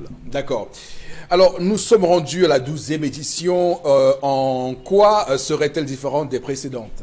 Oui, il faut dire, Eric Faupoussi, que le choix déjà, il est assez original, puisqu'on dit il reste et demeure un véritable serpent de mer aujourd'hui. Ce problème de travail en équipe dans les organisations et surtout la gestion de la diversité et des conflits. Et la grosse particularité, c'est que pour la toute première fois au Cameroun, on verra des grosses éminences grises en matière de management, en matière de gestion des ressources humaines, qui vont se retrouver pour débattre autour de ce thème. Nous aurons le professeur Jean-Marie Peretti qui foulera le sol de Douala ou alors du GICAM pour la 2e fois. Le professeur Jean-Marie Peretti qui viendra de Paris, il est de l'ESSEC Paris, professeur émérite de l'ESSEC Paris. Nous aurons également le professeur Besser de Hort, Charles-Henri Besser de Hort. Lui également, il est de HEC Paris. Il fera également le déplacement pour la toute première fois au Cameroun. Nous aurons le professeur Emmanuel Kamdem, qu'on ne présente plus, ancien directeur de l'ESSEC Douala, lui qui est un spécialiste de la diversité. Nous aurons le professeur Tsala Tsala, lui également qui sera là, le professeur Tsafak Nanfoso, du recteur de l'université de Tchang, qui viendront aux côtés bien sûr des autres professeurs, des sommités justement en matière de management et de gestion des ressources humaines, mais aussi une vingtaine de directeurs généraux, de directeurs des ressources humaines qui viendront justement débattre de ce sujet-là, et justement ce sera un véritable rendez-vous de donner et du recevoir, parce que d'un côté nous aurons ces théoriciens, les praticiens, mais aussi ceux-là même, les opérationnels, les directeurs opérationnels qui justement dirigent les équipes, managent les équipes au quotidien.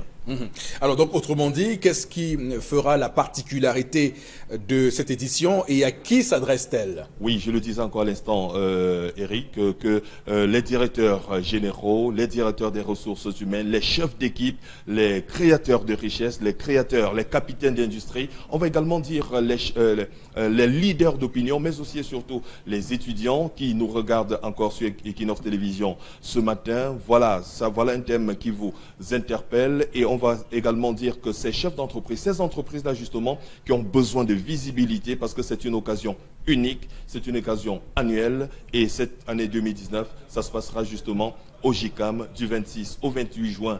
Merci à la réalisation et nous allons dire également que c'est l'occasion pour vous, chers chefs d'entreprise, de pouvoir souscrire, pourquoi pas, à une insertion dans le magazine des Journées nationales du management, prendre un stand, donc voilà, on va certainement se retrouver pour partager d'intenses moments ensemble.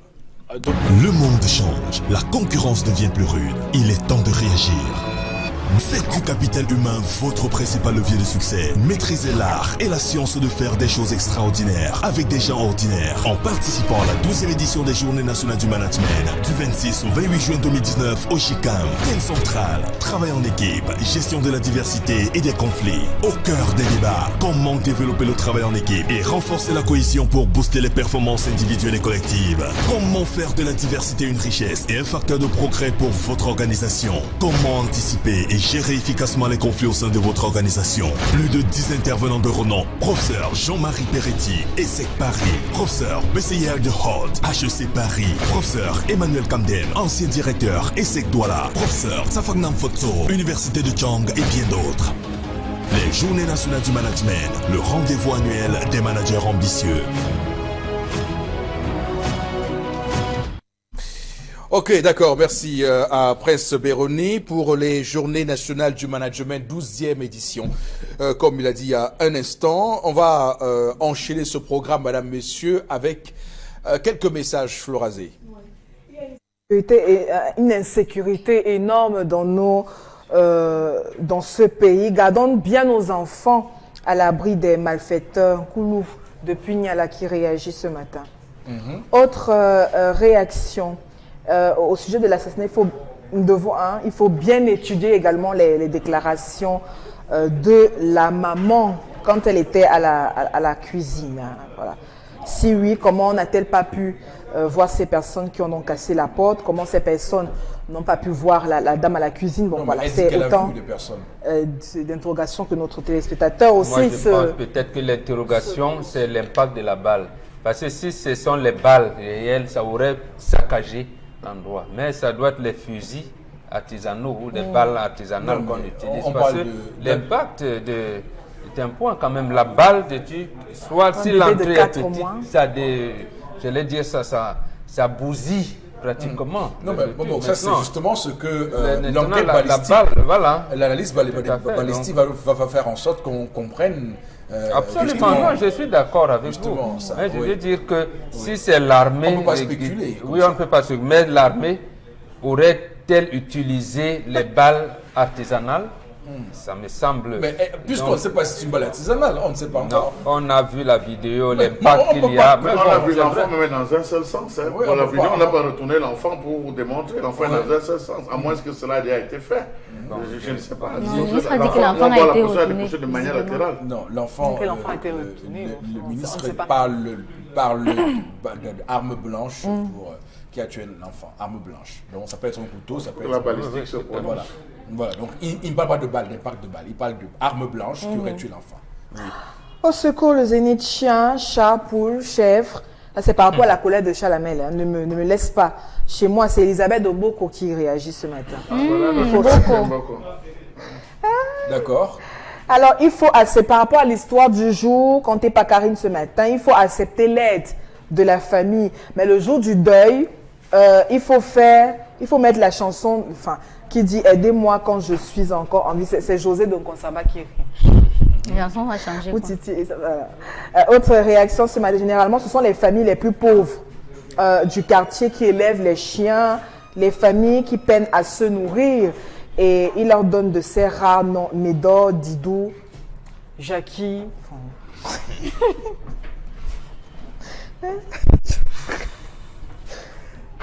On doit trouver une solution pour les chiens errants. J'ai vécu à Nubel et les souris là-bas avec des lunettes qui fixaient dans les yeux sans peur et ça nous faisait fuir. Oh là là. Je veux autre réaction ce matin. La dernière réaction. Par rapport à vraiment ce phénomène est catastrophique dans nos cités. Nous ne savons plus où aller. Les morsures à gauche et à droite. C'est Martial de Batouri qui réagit. Ok, merci. Donc à Batouri également, on vit cette situation, c'est grave. Tout le Cameroun. Donc c'est une question prioritaire aussi pour le gouvernement, parce qu'on a le sentiment que c'est une question qu'on rejette au second plan. C'est une question importante. C'est un grand sujet qu'on a posé sur la table ce matin pour ceux qui pensent qu'on doit négliger cela. Les Camerounais en souffrent et l'État a la responsabilité de protéger ses citoyens. On va aller prendre interpellation, madame, monsieur, de ce matin. On va regarder le compatriote et ensuite nous reviendrons pour les commentaires sur ce plateau. À tout de suite.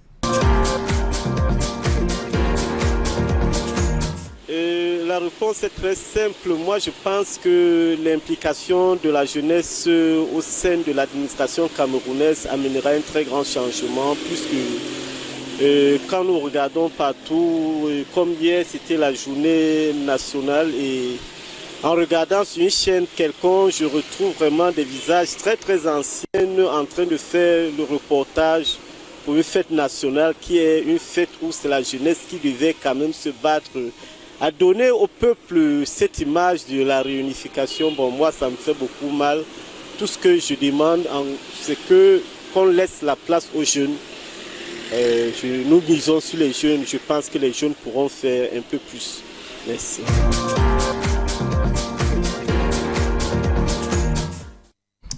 Voilà, très bien. On va, Boro Mengan, réagir à l'interpellation du compatriote. Il demande de laisser la place aux jeunes. Je lui réponds qu'il faut que les jeunes prennent leur place.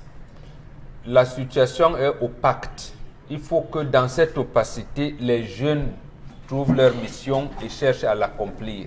Il n'y aura pas un décret, on va dire aujourd'hui, tous les ministres sont jeunes. Il existe des postes politiques où les jeunes, cela nécessite l'engagement citoyen des jeunes.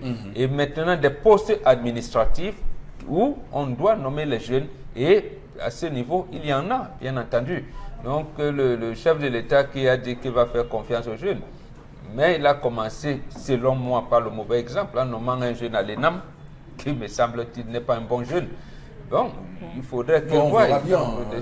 Et il va s'attaquer à son premier concours de l'ENAM dans les semaines qui arrivent. On verra bien comment il gère ça. Est-ce qu'on va se retrouver dans le scandale qui ont toujours émaillé les résultats des concours de l'ENAM précédents? Mais il faudrait que les jeunes se battent parce que même au sein du parti du président de la République, le dernier congrès où on a mis en place le bureau des jeunes revient en décembre 1996. Et dans leur test, quand tu as dépassé 35 ans, tu ne devrais plus militer à ce parti. Et le plus jeune de ce bureau national de ce parti a 49 ans. Donc vous savez bien qu'ils ont dépassé l'âge limite de la. Mais au Cameroun, à 49 ans, 50 ans, on est toujours jeune. Voilà, les textes, apparemment le président de la République est juriste. On dit que les textes pour être jeune dans son parti, il doit avoir 35 ans. Joshua Oshi, le candidat du SDF à la présidentielle, bon, à ce moment, qu'on les porte, mais qu'on renouvelle le bureau de l'OJADPC, qui a déjà dépassé l'âge limite. Donc, on renouvelle son bureau. Là, on verra que le président s'est engagé à rajeunir son parti. Très bien. En tout cas, ce qui est certain, c'est que l'interpellation est arrivée. Vous l'avez dit, il faut prendre sa place, il faut aller la chercher, cette place-là. On ne va pas nous la donner. On va clairement devoir batailler pour l'arracher et être considérés comme, évidemment, des gens qui souhaitent prendre la relève dans ce pays. Alors, on va lire quelques autres messages puisque Consul Lamine semble ne pas être présent. On va prendre quelques messages, Florasie. Alors, ce matin, réagit notre cher ami Steve qui dit que le gouvernement doit également créer une fourrière pour chiens. C'est possible, ça? Non, je dis que ce sont les municipalités qui doivent les créer. Mais ça a été fait à Mvangan, non? Dans la villa au sud. Le maire là-bas a décidé de créer une fourrière et il a donc mis en fourrière tous les animaux en divagation là-bas. Ça peut être utilisé partout ailleurs. J'imagine que ça l'est. Donc, il faut continuer à faire comme ça. Autre réaction ce matin. Voilà, j'y arrive. Alors, également, il faut bien, avant, pour intervenir par rapport à cet assassinat du bébé de 4 mois, il faut bien regarder la vidéo de notre cher ami ce matin. La vidéo, pas un bébé a été tué à 4 mois, c'est déplorable, on ne peut pas l'accepter. Par arme blanche, par balle, ce n'est pas que ce soit même par maladie, c'est pas normal. Dans un pays qui se dit démocratique, qui se dit tout ce qu'on veut, et vous ne pouvez pas entretenir nourrisson, vous ne pouvez pas élever un enfant, vous le tuez à 4 mois, c'est criminel. L'aide de maladie est toujours un gros débat dans les associations parce que les membres inventent les maladies et viennent réclamer cette aide. C'est Roméo Alimbe qui réagit ce matin. D'accord, merci. On va s'arrêter là. On va prendre Consti Lamine avec qui, évidemment, on fera un concept de vente sur la télé ce matin. Alors, Consti, bonjour et bienvenue. Oui, bonjour. Bonjour Eric, bonjour à tous les clients du concept Salaka, ces clients qui nous accueillent encore ce matin dans une spéciale vente promotionnelle à l'occasion de la fête des mères. Oui, nous vous accordons quelques jours de réduction spéciale sur tous les prix au magasin 1001 tapis. C'est donc l'occasion plus que jamais de nous appeler à l'instant à nos numéros de téléphone, de passer vos commandes ou alors de venir en face du Palais d'Ika au magasin 1001 tapis pour bénéficier des réductions spéciales au magasin 1001 tapis. Alors, chers téléspectateurs, quel que soit vous êtes, vous avez besoin d'un robot mixeur, d'un laptop, d'un régulateur de tension, d'une bouilloire, d'un fer à vapeur. C'est donc l'occasion de venir au magasin 1001 tapis. Ce magasin vous permettra d'avoir des réductions spéciales. Et ceux qui n'ont pas assez d'argent, nous acceptons les avances au magasin 1001 tapis. Nous allons tout de suite commencer la vente de ce matin par ce magnifique robot mixeur 2 bols. Il est neuf dans le carton avec garantie. Il coûte d'habitude 12 000 francs, mais vous l'avez pendant quelques jours à 11 500 francs au magasin 1001 tapis. Je dis bien, vous l'avez à 11 500 francs au magasin 1001 tapis. Le temps de vous rappeler que le stock, il est très limité. Le stock de la réduction spéciale est très limité au magasin 1001 tapis. À côté, bien sûr, du fer à vapeur, du robot mixeur, on a un fer à vapeur neuf dans le carton. C'est un fer à vapeur moyen que vous retrouverez normalement à 8 500 francs dans notre magasin. Mais vous l'avez pendant quelques jours à 7 000 francs. Il est neuf dans le carton avec garantie. Oui, vous ne le retrouverez nulle part ailleurs. Je dis bien 7 000 francs. Un fer à vapeur au magasin 1001 tapis. On a également les laptops Core de Dio. Ce sont les laptops de très bonne qualité. Tout est installé à l'intérieur. Oui, pour ceux qui veulent, bien entendu, faire des saisies, pour ceux qui veulent se connecter sur Internet, parce que ces laptops ont le Wi-Fi, ont le lecteur et graveur DVD. Ils ont 80 gigas de disque dur. Vous les avez à 62 500 francs. Nous acceptons les avances pour ceux qui n'ont pas la totalité d'argent. Laptop de qualité supérieure à 2 500 francs, à 62 500 ans pour moi. Il est bien 62 500 au magasin 1001 tapis. On a également des tapis, des bouilloires. Vous les avez bien entendu à 7000 pour bouillir de l'eau, que ce soit pour le café, que ce soit pour la bouillie, que ce soit pour faire le tapioca, que ce soit pour boire de l'eau chaude. Vous les avez à 7000 au magasin 1001 tapis. Des bouilloires en inox neufs dans le carton. Vous les avez à 7000. On a également des tapis, vous les avez à 19 000, toujours dans notre magasin. Des grands tapis neufs, vous les avez à 19 000 francs. Des ordinateurs complets, Core de Dio. Je n'ai pas dit Pentium 4, je dis bien un ordinateur complet Core de Dio. Vous l'avez à 42 500 francs. Du côté, bien sûr, du magasin 1001 tapis, le prix va s'afficher à l'écran pour le bonheur de tous nos téléspectateurs. Vous les avez à 42 500 francs. Un ordinateur complet Core de Dio avec écran plat 17 pouces.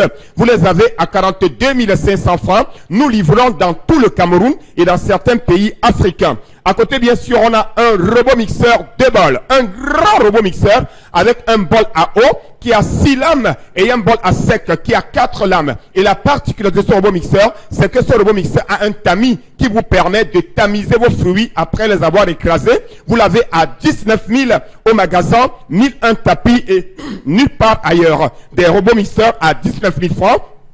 Un grand fer à vapeur. Ah ben oui, vous retrouverez ce fer à vapeur à plus de 40 000 francs ailleurs, mais dans notre magasin, vous l'avez à 15 000. Mais pour la réduction spéciale Fête des Mères, vous l'avez à 12 500 francs au magasin 1001 tapis. Admirez la beauté, admirez le style, admirez le nyangao de ce fer à vapeur à 12 500 au magasin 1001 tapis. Des woofers qui se vendent comme des bouts de pain. Chacun veut l'avoir. Ce woofer a la radio Equinox. Ce woofer prend la clé USB. Ce woofer sonne très très fort et le son est numérique en même temps laser. Vous l'avez à 18 000 francs au magasin 1001 tapis. Ça sort dans le carton. Laptop Core i5 de marque HP. 250 Go de disque dur, 4 Go de RAM, lecteur et graveur DVD, Wi-Fi, 2.2 de processeur, au lieu de 125 000 francs, barré, vous l'avez à 120 000 au magasin 1001 tapis. Passez vos commandes à présent, n'attendez pas la fin du stock. Régulateur de tension numérique à partir de 15 000 francs. Chacun devrait l'avoir à la maison pour sécuriser ses appareils. Any man must get them. Régulateur de tension na only 15,000 for magasin 1001 tapis. Je dis bien 15 000 francs chez nous. Nous allons tout de suite conclure la vente avec bien entendu des rallonges à 4 500 francs, des robots à 4 500, des robots mixeurs à 19 000 et n'oubliez surtout pas également des portes cure-dents automatiques avec des couvre-bouteilles et 3 morceaux de savon. Vous les avez à 4 500 francs. Chers téléspectateurs, passons à présent, achetez la qualité, achetez le moins cher au magasin 1001 tapis, situé en plein cœur d'Aqua. Dès à présent, n'oubliez surtout pas, les premiers clients à commander les portes cure-dents et les couvre-bouteilles vont recevoir un parapluie à 100 francs. Oui, tous ceux qui vont commander, que ce soit les couvre-bouteilles, le porte-cure-dents que voici, vont recevoir en plus des savons, le parapluie à 100 francs au magasin 1001 tapis, situé en plein cœur d'Aqua. Appelez dès à présent et achetez la qualité. Merci Constant. Sortir rapidement de ce programme, madame, messieurs, ce matin avec quelques messages florazés. C'est pourquoi on se tourne encore vers vous pour cela ce matin. Cette pratique ne date pas d'aujourd'hui. Je suis dans une association, c'est par rapport à l'histoire de ce matin, où l'aide maladie est de 30 000 francs et quand c'est un mort, on débloque 100 000 francs pour la veuve, sans compter le transport des membres et la collation. Pour que le malade ait même ces 30 000 francs, il faut une preuve d'hospitalisation. Autre réaction ce matin, que les enfants restent calmes. La famille n'est pas unie. C'est Amina de Maladeux qui réagit ce matin. D'accord. Autre réaction, Morel qui réagit. Les enfants de cet homme devraient se rendre compte du genre d'oncle et de tante qu'ils ont après leur incapacité à trouver la somme de 600 000 francs pour sauver leurs frères, mais vouloir débourser des millions pour son deuil, pour son enterrement. On se demande si la vérité sur sa mort n'est pas détenue par ces derniers. Autre réaction pour ma participation, c'est Joséphine Abépanda qui réagit. Si les enfants ont un peu de moyens, qu'ils partent enterrer leur papa sans l'accord de la famille parce que la famille voulait la mort de leur père. Autre réaction, non, restez avec votre argent, enterrez votre père sans rien, le moment viendra pour le pleurer. Eural qui réagit. Moi, je prends l'argent, je sors un programme et j'anticipe l'enterrement en personne. Et personne de la famille ne sera là. Voilà, c'est notre réaction. Merci pour ce message, malheureusement. Oui. On va s'arrêter là pour ce matin, madame, monsieur. Nous vous retrouvons demain lorsqu'il sera 10 h pour un nouveau numéro de ce programme. Nous vous invitons à rester sur l'antenne d'Equinox Télévision qui va évidemment vous offrir d'autres programmes au cours de la journée. Et voilà, que Dieu bénisse le Cameroun.